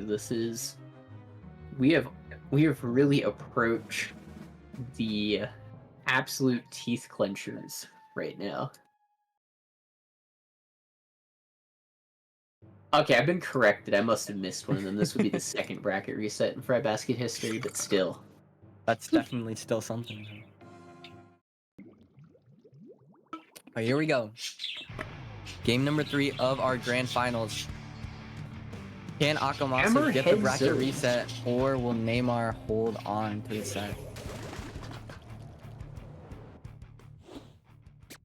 Looks like they switched the Zimmy to the end splash. They weren't happy with that bubble pick, and now they're just going to be offered to fight with their own strikes here.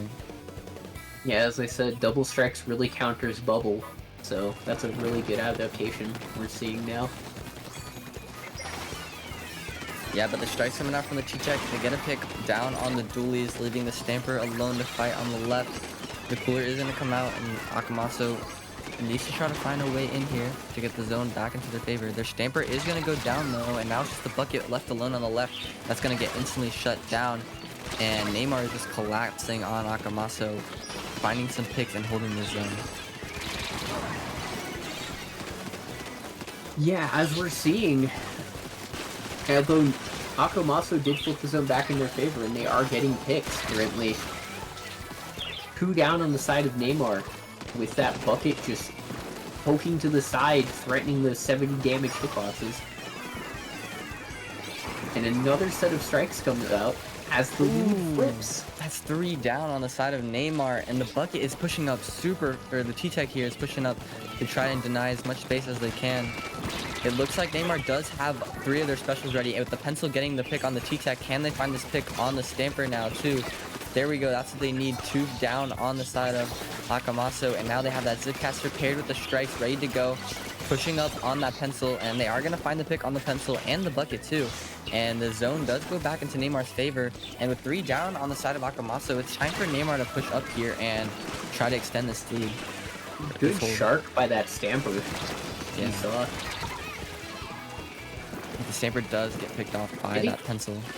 Oh, that is a huge play because it prevented Neymar from going up the ramp and getting a bigger advantage than they could have. And we're For sure, seeing but we're just these gonna see carpet all the combo mid. strikes. All the strikes just getting instantly released on the zone, but 2 down 9 from the side strikes of from Neymar. zone. The Crab isn't able to find any value. The Dualies does trade with the T-Tech, but now it's just the End Splash left to fight on the zone alone. The End Splash did get their strikes though, so they are gonna get this hold extended. But without their Stamper, it is gonna be kind of hard to fight. The lead does get swapped though to Neymar's favor, and Akamaso flips the zone, and now they have their own strikes to push up with. They are potentially gonna be getting a bigger hold here. Yeah, even with that 1-point lead, it is splat zones, and we're only halfway through the game, so it could potentially be anyone's game still. And as we're seeing, that End Splash is probably going to keep doing work with getting another set of strikes super quickly to counteract Akomaso's strikes. And that's what they do. They get 2 down, 2 picks on Akamaso. Now the Zipcaster is going to come out to chase that support player to try to extend those picks. And it looks like the Stamper in the bucket jumped back in and got instantly picked off by Neymar. And now Neymar is looking pretty good here, setting up in front of the zone, trying to take away as much space as they can from Akamaso. That Stamper's just under the ledge poking. The Dualies goes for a play, unfortunately does go down though, and now we have 3 specials for Akamaso. With the bucket getting that pick, it's going to be time for them to lay all the strikes just onto the zone. And it looks like Neymar's also laying their strikes, but ultimately the zone does flip Akamaso's favor. And now back to Neymar. And we need to get a strike on zone counter at this point. You've heard of refund zone counters, but let's get ready for the strike on zone counters. Anyways, it looks like Neymar is in advantage state currently and getting a few much needed picks in order to solidify this lead. They're taking the timer down as fast as possible now. And they were able to deny the pushback, so this may be now or never for Akamaso to flip the zone back in their favor. The Stamper does trade out the bucket. There's only 2 players left on Akamaso here to fight for the zone, and unfortunately, they just aren't able to get to the zone, and there we go. Game number 3 going down to Neymar. Yep. So it looks like Neymar may in fact get that momentum in order to do a reverse sweep. With a much needed victory. Yeah, the bracket reset isn't happening just yet. And like you said, it could be time for Neymar to start this reverse sweep, but this is counter pick, so Akamaso has the chance here to pick something that they're really familiar with. And I wonder if maybe they want to pick something where their Flingza strategy works well, or if they're just going to pick something where their double strikes works. Zones on Haggle. I do believe last time they played this map, they did pick that Flingza comp, so I'm wondering if maybe they want to go back to that Flingza playstyle, or if they're just going to continue to play with this double strikes comp and maybe Hammerhead just wasn't for them. Yeah, that's the other thing about counter pick. Sometimes it gives some teams an advantage if they win a game or two.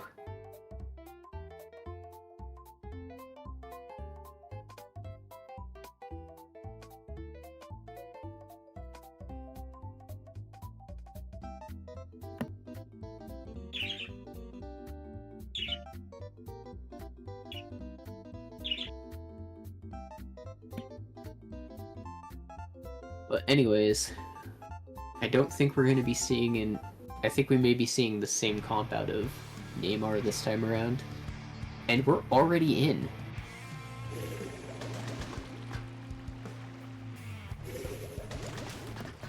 Yep, and it does look like they're gonna opt to stick with the double strikes. I mean, it worked well for them in that losers finals, and it worked well for them these first 2 games here, so definitely not surprised with this pick. But they are gonna also stick, Neymar's gonna stick with the End Splash instead of switching back to the Zimmy. So here we go, the Stamper is pushing up into the zone, trying to find something, but does get taken out by those strikes that came out from Akamaso. And now with 1 player down on the side of Neymar, Akamaso has a chance here to try to push up and take a lot of space in this opening. That's exactly what the Stamper does, popping that zip, finding 2. Does get shut down though, and now there's 2 players down on both sides. The bucket is left alive and is able to hold their ground pretty well here, and they're just stopping all of Neymar's players from getting in here. The crab does come out on 10 and get picks off the bucket, which is actually going to be a huge pick for Neymar because now they have the strikes and the Zipcaster push up, take back the zone, and set up a hold of their own here. Yeah, as we see, this is now becoming a back and forth game, although we are seeing that bucket getting picked by the support, the end zap just immediately right there. Or not end zap, but end splash. Then Soda's coming out on the side of Akumaso, so they are most likely going to run forward and do some favorable trades, try to retake mid. Although that's the Stamper on the side of Neymar just getting insane stall value for their team right there. And then we're seeing the Tri-Strike Carpet Bombs. Will it be enough? I don't know, the Zipcaster is going to try to put as much pressure, but it looks like Akumaso is holding onto the zone and puts that penalty on Neymar. The Doolies is pushing up though, sets up a really aggressive crab under this tent and actually finds a pick on the Stamper and now a pick on the T-Tech. This is looking pretty good for Neymar here as they just keep finding picks left and right. Now one on the bucket. It's time for them to push up and break through those penalty points.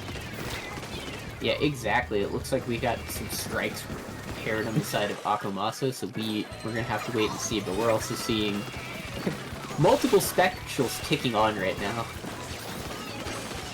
And they all come out at the same time. Strikes on zone part number like 378. It's just 420 right now. That's where we're at. But the T-Tech's actually able to punish that zip recall, and now 2 down on the side of Neymar. Akumaso needs to get back on the zone. There's only 10 points left for Neymar to win this game, and yeah, there we go. As expected, the strikes just come out, paired with the zip here to apply some really good pressure on Neymar, forcing one of the players to jump out. Now it's just the sword left to fight. Unfortunately, it does get taken down, and there's still 2 minutes left in this game, so it's very doable for Akumaso to retake the lead here if they just keep applying pressure. But it's going to be kind of hard when 2 of your members go down and the bucket is forced to jump out. Well, sometimes, as we all found out, jumping out isn't the worst thing.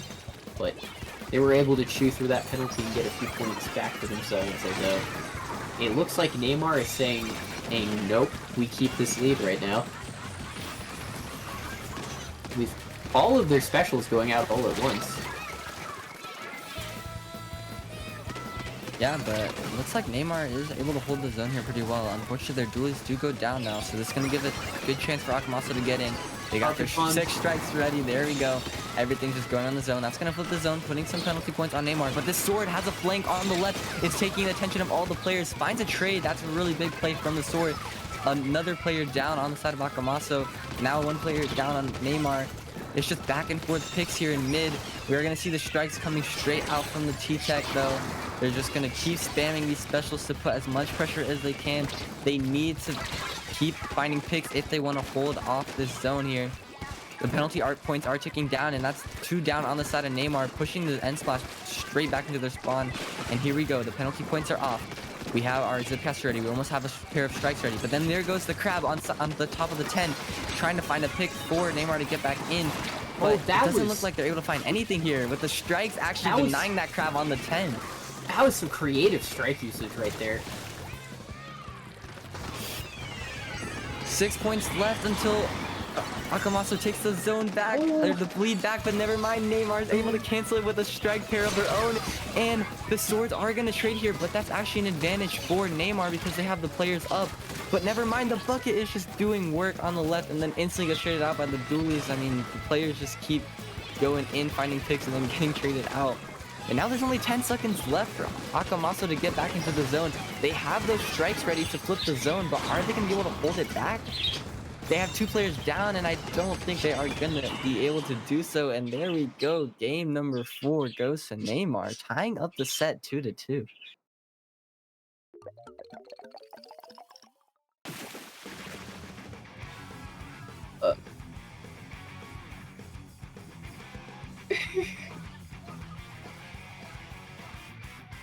Yeah, we are now in an incredibly tense Game 5. It is a bracket reset on the side of Akumaso and the absolute Fry Basket winners of Fry Basket 12 on the side of Neymar. But the real question is, which map is gonna get counterpicked now. Looks You know, like something... it's gonna be Undertow Spillway. What? Huh. We've seen this before on here. I just didn't expect to see it. Well, I don't think I've actually seen this map this whole time I've been casting, so... I'm actually really excited to see this game number 5 Undertow Spillway, because... something new for me here on the stream. But you know, Taro, I've been wondering, how many... what do you think the total count strikes have been these past couple of games? Way too many. We're gonna Too have many to to VOD count. review that to find out. We might have to.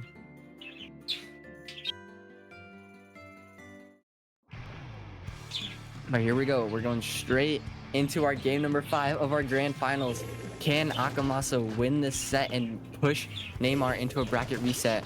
Or is Neymar just going to secure the set and finish Fry Basket and be our Fry Basket number 12 winners? Who knows? But we are going to see the pencil actually switch back to that head it. We saw Akamasa do that earlier in the losers finals.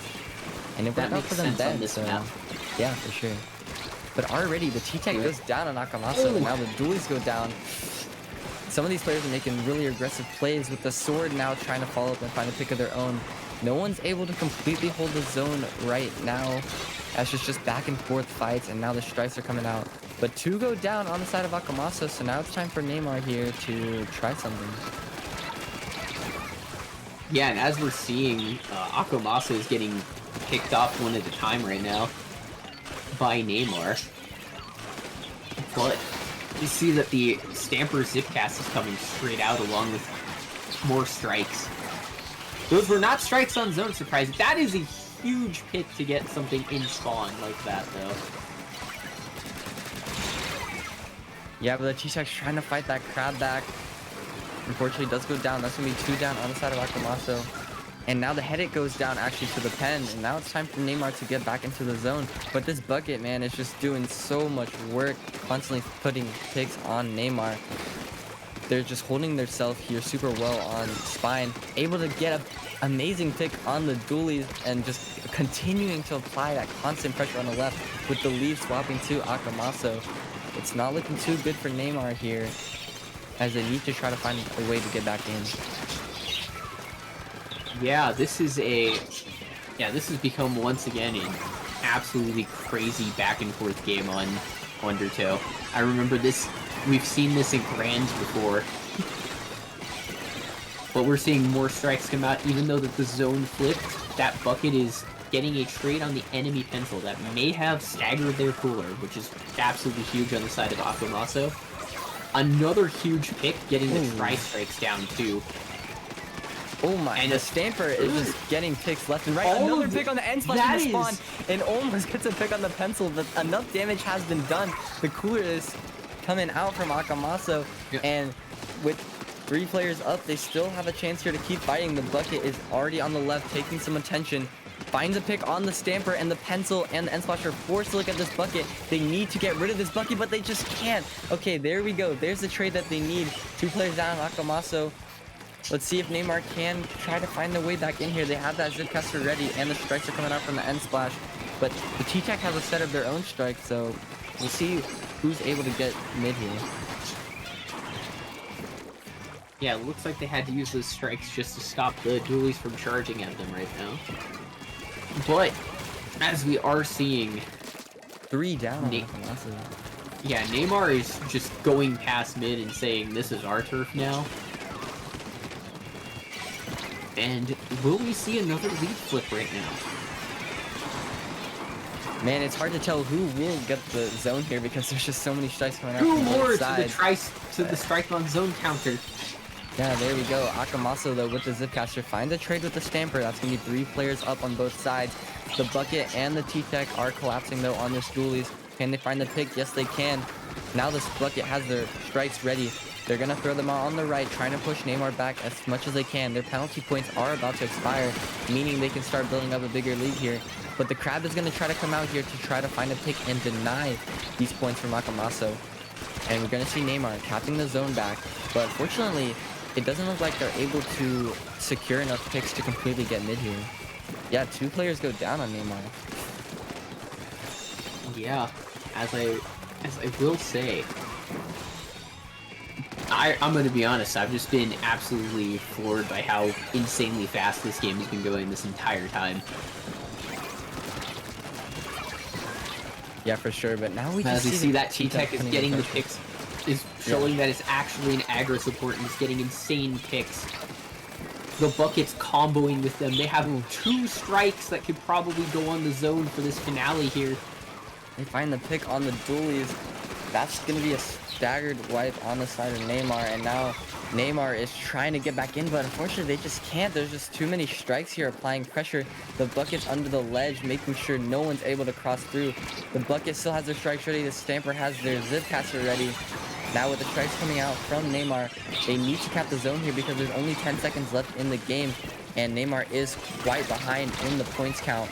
But they do find that good pick on the Bucket. That's going to be pretty good in helping them start this overtime. And here we go. Overtime in Game 5. Can Neymar bring it back and win this set? Yeah, they are being as aggro as possible, not wanting to give a single inch, because if they do, they may be forced to do a bracket reset. That zip caster gets picked though. We get another strike on zone. +2 to the counter. And The it zone's looks like... getting... Neymar is going to clutch it out. They find 2 picks on Akamaso. Oh! Can they find another pick to secure this lead? Their end slash Will does the go goalies down. be able to do it? 3 versus 3 on zones. The head is just constantly spewing as much paint, not trying to give away any points to Neymar. But Neymar is fighting back on the zone. The Zipcaster comes out from the Stamper. There's so much going on. The Zipcaster finds 2 picks. Akamaso only has the T-Tech in the head. It left. The zones keep getting flipped, but Akamaso ultimately is going to stall it out. And that's going to be game number 5 going to Akamaso after that intense overtime game. Oh my.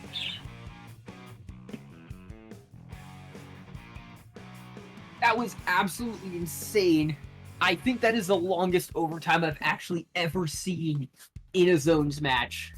I am not going to lie. I wish I had the same amount of energy I did for Grand that I had during Grand Finals at Riptide. That was insane. Insane indeed, Taro. I mean, I just could not tell who was gonna secure that win. With the zones, like the left zone would get capped, and then immediately when the left zone gets uncapped, the right one gets capped, and it was just so hard to tell who was in favor in that mid control. And then that Stamper getting those picks on the Zipcaster, I honestly thought Neymar was gonna clutch it out there. But Akamaso was able, since they had that lead and they weren't actually the ones trying to flip the zones and overcome the points, all they had to do was just keep spewing out paint on that left zone and making sure it was theirs. And because of that, the timer went out and they are gonna take that game, forcing a bracket reset now. And here we go, bracket reset, grand finals of Fry Basket number 12. Can Akamaso clutch out this tourney win, or is Neymar gonna lock in and win it? I don't know. The flings though.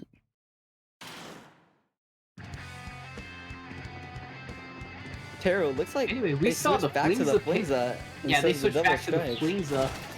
Probably to just keep things zoned because, if I remember correctly, missiles was used a lot versus both Crab and Chargers early on in the game. So, seeing that come out, wouldn't be surprised.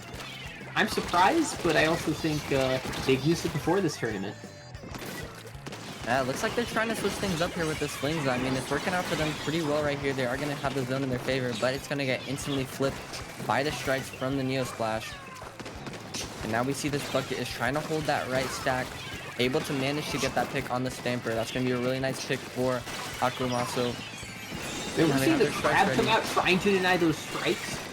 Yeah, but unfortunately, there's just too much stuff getting thrown at the Crab, and it is going to go down there on the left. And 2 players down on Neymar. It's just back and forth. Yeah, we're seeing that Stamper just... Will they get the pick? No! That was a very good shot from Neymar, from Neymar's pencil right there. Let me actually fix something.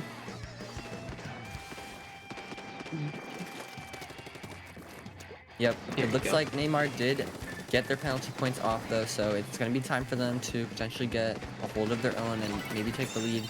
But because of all of these all this paint from Akamaso. It's going to be kind of hard to hold the zone here because they have a strikes coming out. They have that Flingza constantly spewing paint at the zone. They do find a pick on the end splash though, so this can provide an entry for Akamaso to get in. We already see that Bucket's trying to push up and do some damage. The Crab is going to come out and actually pinch that Bucket, getting the pick. But now there's one player down on both sides. Actually doing the aggro play right there. Yeah, really interesting to see, but we already see the Zipcaster is flying into Neymar's spawn. Can they get that pick? No, they can't, but they already have a pretty nice hold here with that Bucket set up on left stack, and they have that cooler coming out. The strikes are going to come from Neymar, though. The lead gets swapped to Akamaso, and now the Bucket has their own strikes here to try to hold the zone longer. Yeah, we're seeing these absolutely just insane perfect plays with the $100 prize pool on the line right now. Yeah, I mean, it's definitely a fight. Yeah, that Stamper is getting a pick, zip casting it. Oh, they're trying to be sneaky Spider-Man right there. Let's go. Yeah, but missiles coming out. Will they get? Their zip caster ended before they could try to get a pick on the crab tank. Insane crab value. Oh, will the shark work? No, it didn't. Oh, it does. It trades actually out with the dualies. It's just the two supports left on Neymar. This end splash is trying to collapse though to make it even. And there we go. That's 2 picks down on Akamaso. And now the Slings that jumped in those trading out players. Players are just dropping on both sides constantly, but the zone points are in favor of Akamaso. So Neymar does need to scramble here if they want to get the lead back, but all of their players just keep dropping. And we are going to see the zone getting flipped back to Akamaso's side. And now I believe that was a delayed wipe on the side of Neymar. Another player goes down. Neymar needs to try to regroup here because the points are going down for Akamaso. Yeah, as you can see, that is a crazy shark, seeing that in just a tiny smidge of ink right there. They're jumping out because they have those strikes and they want to use it to punish Neymar right now. Yeah, and that's what they do. They pop the strikes here on the left. Neymar is trying to paint the zone though, but their end splash and the pencil go down. That's actually huge for Akamaso. Now Neymar has almost no paint here with only 10 points remaining. Never mind, they get back onto the zone with the dualies and the Zipcaster comboing super perfectly. Can the dualies get the pick on the pencil? No, the pencil does escape, but the damage has been done. The Bucket's gone too, and now there are no penalty points left for Neymar, so Neymar can potentially get that lead swap back here. Yeah, I do want to say I need to give a shout out to that duelie player, Cleffa. They have been absolutely insane so far, and they were able to get that zone flip.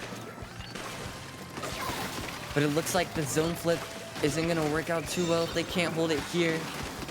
Akamaso is going to get the zone back, and the Zipcaster is going to find a pick on the pencil. But now 2 players on Akamaso are down, and the strikes come out from Neymar.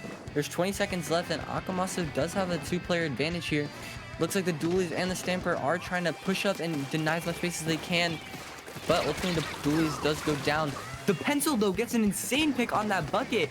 And now there's no more penalty points remaining for Neymar. So they might be able to get this lead swap here in overtime. Yeah, they got the crab tank out, they got the pencil set up, and a Zipcaster going. It looks like Neymar may actually be taking game 1. Very nicely played from Neymar. The zone just kept going back and forth. But ultimately, Neymar got some really nice picks there at the end, staggering the front lines from Akamaso. And they took that zone back in overtime. But I'm wondering if Akamaso had that T-Tech instead of the Flingza with the strikes. I wonder if they maybe could have been able to instantly flip that zone there at the end.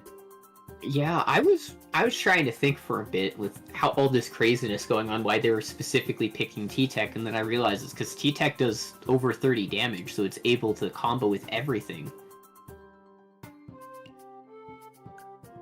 Yep.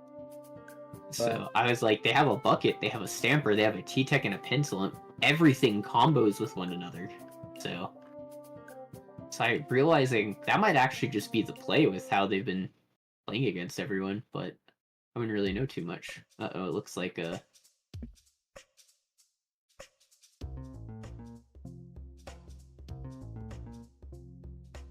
looks like something got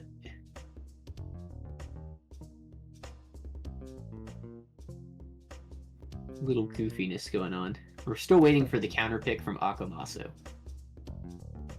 Yeah, I'm interested to see what they do choose to counterpick. I would probably expect them to just go back to their double strikes comp because of, you know, how well it worked out that last set. I mean, that's what I would say. That's what won them that last set because of all that paint that they had. I mean, the Flings had definitely put out a lot of paint as well, but I just think ultimately the strikes were able to cap the zone better overall.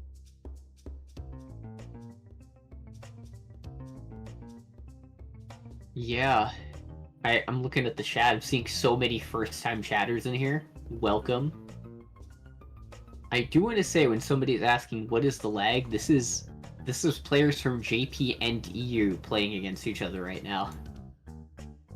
Which is just showing how far-reaching Fry Basket has become.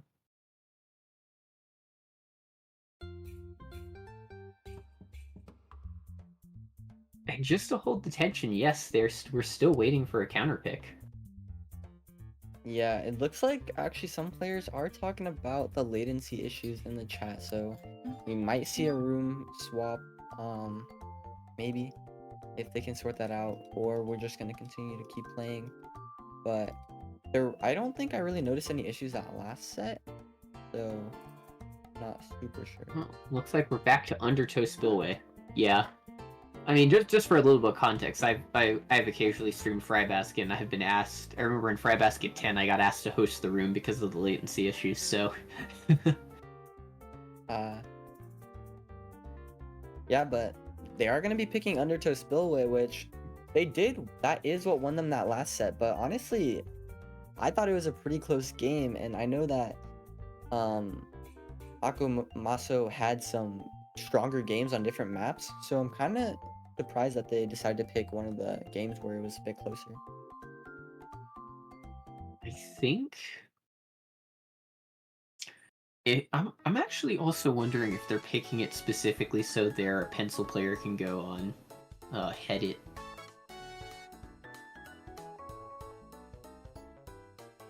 Oh yeah, maybe they are more confident with that head up pick. You're right. Yeah, because I do want to note a few of, like, some of the counter picks they have had, they pick it specifically to pick headed instead.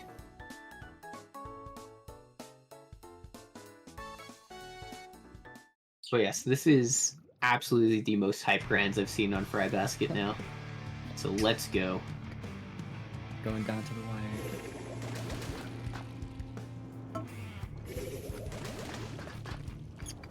Yep, there we go. Oh, And wow. They actually decided to switch from the T-Tech to the N-Splash here, so maybe they were a little bit concerned on their painting power, and they don't really need as much fighting power here. But yeah, here we go. That makes sense since they switched over to head it. But it looks like that is a crazy first pick from that duelie right there. 2 down on the side of Akumasa. Yeah, the duelie is just continuing to go in and try to find another pick. Does get shut down though, but Akumaso needs to find their way back into the zone here because Neymar is holding them back pretty well, keeping up the pressure. They find a pick on that Stamper. Will be able to find another pick here. No, the bucket comes in and actually gets 2 picks on Neymar. They're gonna lay down the strikes to flip the zone. There we go. 2 down on Neymar though, so Akumaso does have a chance to push up here and apply some pressure. But it looks like the Stamper isn't really able to find opening there. Yeah, we got 2 Zipcasters out there. Okay, Akumasa's putting their specials out. And they took the lead, but is that enough right now? With the dualies being able to set, is probably going to be trying to find a spot where they could set up the grab tank and punish Akumaso. They got a huge pick right there on the bucket. 2 huge picks with that duelie just soloed both front lines from Akumaso right now. The strikes are coming out. I don't really know what else is going on. I looked at the wall for 5 seconds. The Stamper's trying to do something with their Zipcaster here. They're zipping around like Spider-Man. They don't find anything though. And now it looks like the other Stamper's on that recall finds one from a jump and then finds the Stamper. That's 2 down on the side of Neymar. Here we go, Akamaso, they got 2 players up. They're gonna push out the bucket. It's just holding forward, finding a nice pick on this end slash, and is able to survive with the support from their strikes from that end slash. And now the bucket rotates left and is under this ledge, just wreaking havoc. Gets a pick on the Stamper. Can they find a pick on the Dually? No, but it's fine because there's Stampers here to trade them out. But then the Stamper gets picked out by this Pencil. It's the 2 supports left to fight. The Headache gets taken out by the end splash, and even though Akamaso has a pretty big point advantage here, Neymar is able to quickly get back into mid here and swap the zone, getting 2 picks to their name as well. And they got a third. There we go. Yeah, these are insane aggro crabs I'm seeing from Cleffa right now. They really don't care that they're staring down ahead it when they charge forward. Yeah. Huge pick on that tactical or stagger right there. That might actually be able to let Neymar, like, push the zone into their favor. Never mind. Another counter for the strike on zones. Yeah, and the players of Neymar just keep getting staggered though, and Akamaso have a pretty good hold here. They find a pick on the Pencil. That's going to be huge because now they find a pick on the Dualies. Man, Neymar is just getting scattered. They need to find a way to regroup here and get in though, because the penalty points on Akamaso are wearing off. They are going to see the strikes coming out. That's going to help get Neymar in a little bit, but they need to make sure they find a pick as well with that. And there we go. They find that pick on the bucket, but unfortunately their Dualies goes down though, so with only 15 points remaining, Neymar needs to try to go forward here and get their way back into the zone. Yeah, it looks like they put the zone in neutral. That Stamper's trying to keep it, trying to push it back into their favor. Another aggressive crab is coming out. Will it be able to get a pick? That is 2 down on the side of Akamaso. They're going to be able to take the zone and rush back to their side to try to desperately search for another lead in this last 60 seconds.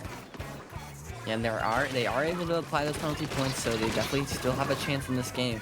But the Stamper on Akamaso is going to get picked up by the Pencil. And the Dualies going to walk in and get another pick. That's 3 down on Akamaso. It's just the end slash left to fight for themselves.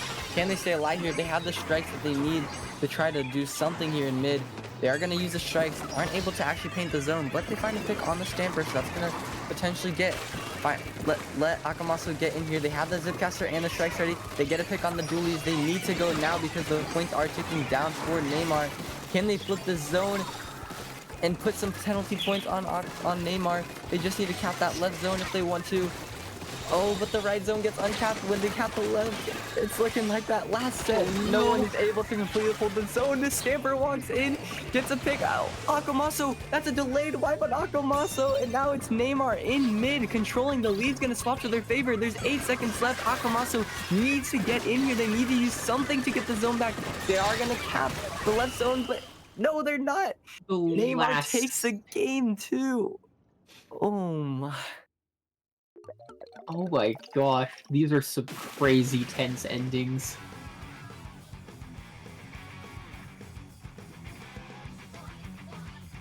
I can tell Neymar, after that bracket reset, just decided to lock it and play out of their freaking minds right now. I've never... Like, they are being so decisive with every individual play that they make, whether it's the Splat Dualies just going forward and just getting a pick even if it turns into a trade. The absolute focus on keeping the objective painted by the end splash. Zeraz doing insane combo plays with the Stamper. And their Pencil getting those absolute key punish picks from incredibly niche angles. Yeah, I mean, you got to give credit where credit's due. I mean, like you said, every time that Dualies is just able to walk in and find some really incredible game-changing picks, and even with all the strikes and the paint from the end slash and the head, Akamaso is just not able to completely hold the zone here, and Neymar is just able to wipe out. That was super well played. But it's not over yet. We could see the reverse sweep come out from Akamaso. They have that last counter pick on their hands, and they need to use it wisely if they want to flip this set around. Yeah, this is why I say sometimes winning early on counter picks gives you an advantage, because it means that the other team needs to win on one of your counter picks in order to win the set. Although, granted, I do want to say, both teams picked Mincemeat Metalwork Zone. That's why it was the first pick.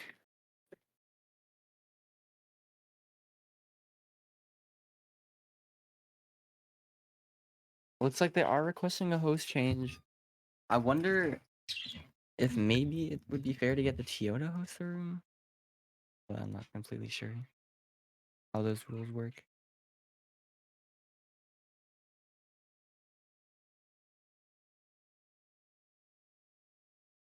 Alright, it looks like that we may be getting a room reset.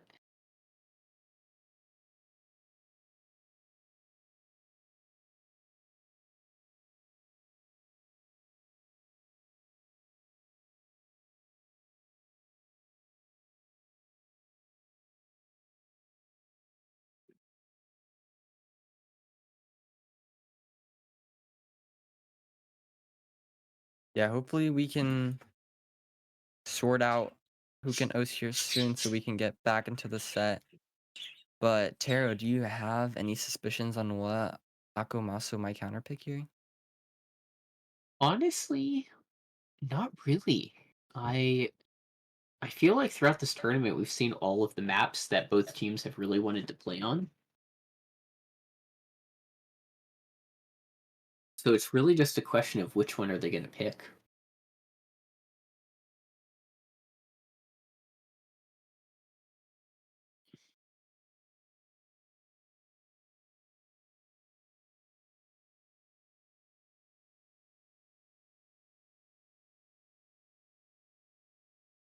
Anyway, we may take a break for a second just because it looks like they're remaking the room. Yeah.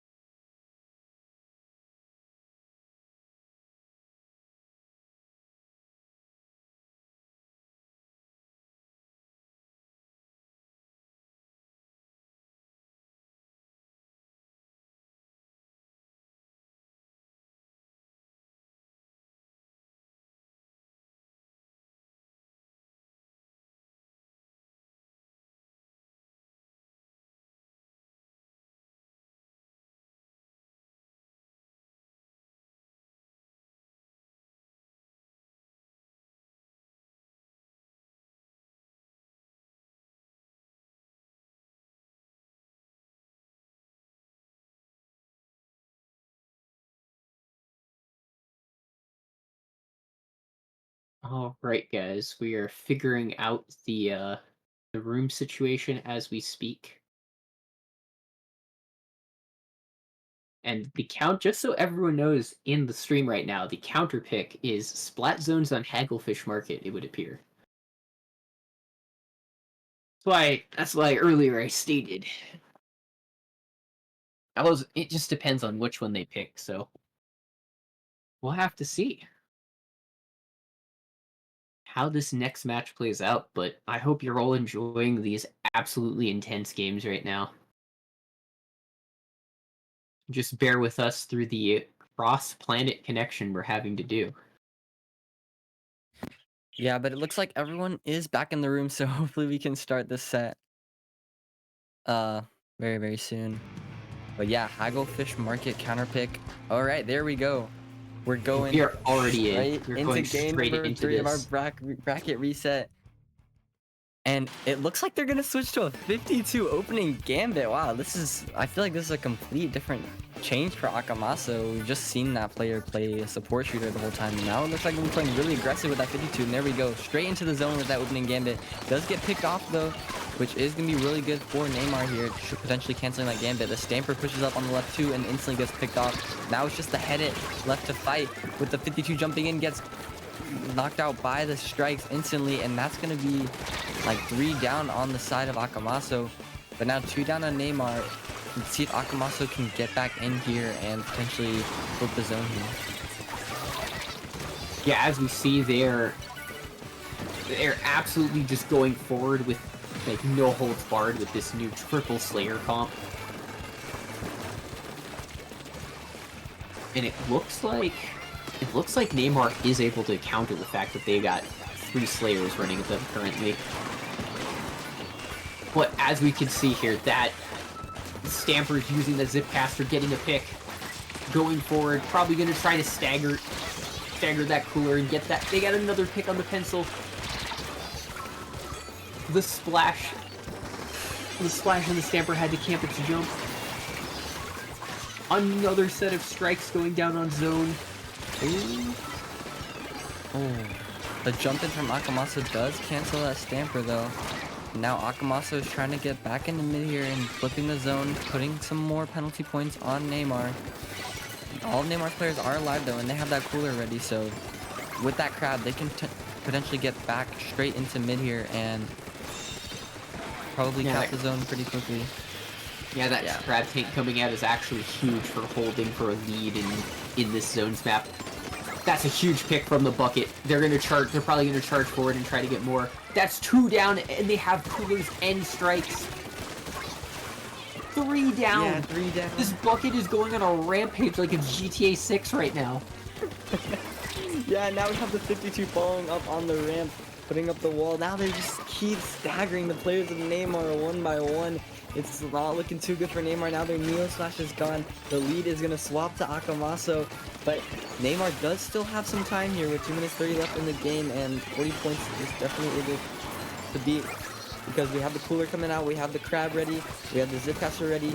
We just need to secure a pick here for Neymar to get back in. But it looks like that 52 is just taking away so much attention. But they are able to shut down the 52 and the bucket. But the head hit here is actually left on the zone fighting for itself, but does go down, and that's going to give Neymar the opportunity to flip the zone and start building up some points to get the lead back. Yeah, we're seeing the aggro crab trying to desperately hold back Akamaso. They got a pick on the bucket. Huge. Looks like they got another pick on the 52 guy that was trying to flank. Akamaso's just letting themselves get a bit too scattered right now, and they're all really desperately trying to get picks. Yeah, Neymar has no penalty to work here, so in 20 points they will take this lead back, but 2 of their players go down. The pencil actually cancels the Zipcaster, that's going to be huge for Neymar, but Akamaso with their strikes does flip the zone. That's going to put some penalties on Neymar, buying them some more time here. We are going to see the members just continuing to fight in mid. They're just trying to fight back and get the zone, but there's just so much happening here. The Zipcaster paired with the whale. Let's see if the Stamper can get some value. It's not able to with the recall. We are going to see that crowd coming out from the dualies. It needs to find a pick here to secure this hold in mid, but with the 52 flanking on the right, it's going to be kind of hard. The 52 almost canceling that crab out, but having to desperately back out and shark on the side there. Continue to shark, but the players of Neymar know where it is, and they completely dive on that 52, shutting it down. Now, finding another pick on the sword. It's not looking too good for Akamaso here, as there's only 20 points left until Neymar take back the lead, and they have their strikes at the ready from End Splash. They're going to strike that zone to cancel out the bucket strikes. 1 player down on both sides. No more penalty left for Neymar. The points are ticking down. Can Akamaso get this back? Where is the lead? Going to swap to Neymar. They get a pick on the head, and the lead swaps to Neymar, but the Zone is almost in Aquamasso's control. They just need to keep fighting in the zone, painting it. But Neymar is not giving up. They're just able to paint so much. 2 points left. Can Neymar get it? And they do. And Neymar absolutely takes it with that insane finale we just saw there. And they are our new Fry Basket champions. Yeah, there you have it, ladies and gentlemen. That is our Pride Basket number 12 winners. Neymar, our seed number 2. And yeah, even though they got bracket resetted, they got forced to play that bracket reset, they were able to clutch it out and hold onto that zone and ultimately secure this win. Yeah. It was absolutely... I really wish I had a bit more energy for how crazy hype. I did not. I'm gonna be honest with everyone in chat. I'm sorry I could not do justice to how hype a lot of these sets were. Holy cow. I mean, we've been playing here for so long. This tourney has been running for almost 5 hours here now. It's just been back and forth fights throughout every set, and I think every match we've watched today has just been so phenomenal. Honestly, like, it's been kind of hard to declare, you know, who was going to win each game because it just kept going back and forth. But yeah, GG's to everyone that played out. Thank you again to all of the teams. I think this might have been one of the most stacked Fry Baskets that we've had so far, and it was just great to see everyone come out and play. Yep. But I guess if anything, we should probably do our outros now. Alright, well then where can we find you, Taro? You can just find me with the Tarot Crow on Twitch. I'll make a blue sky eventually and all that. Alright, sounds good. Well, you can find me on Twitter right now at tacos_SPL. And you will find me GOing for other TSO tourneys and trying to commentate more too, so yeah. I think. Yeah, and you'll probably also find me in some TSO tourneys as well. And Cephalopod Cooperative. And Sunset Surge if we ever come back to that. But anyway, thanks for watching. Thank you again for everyone that came out today, and GG's again to Neymar for winning our Fry Basket number 12.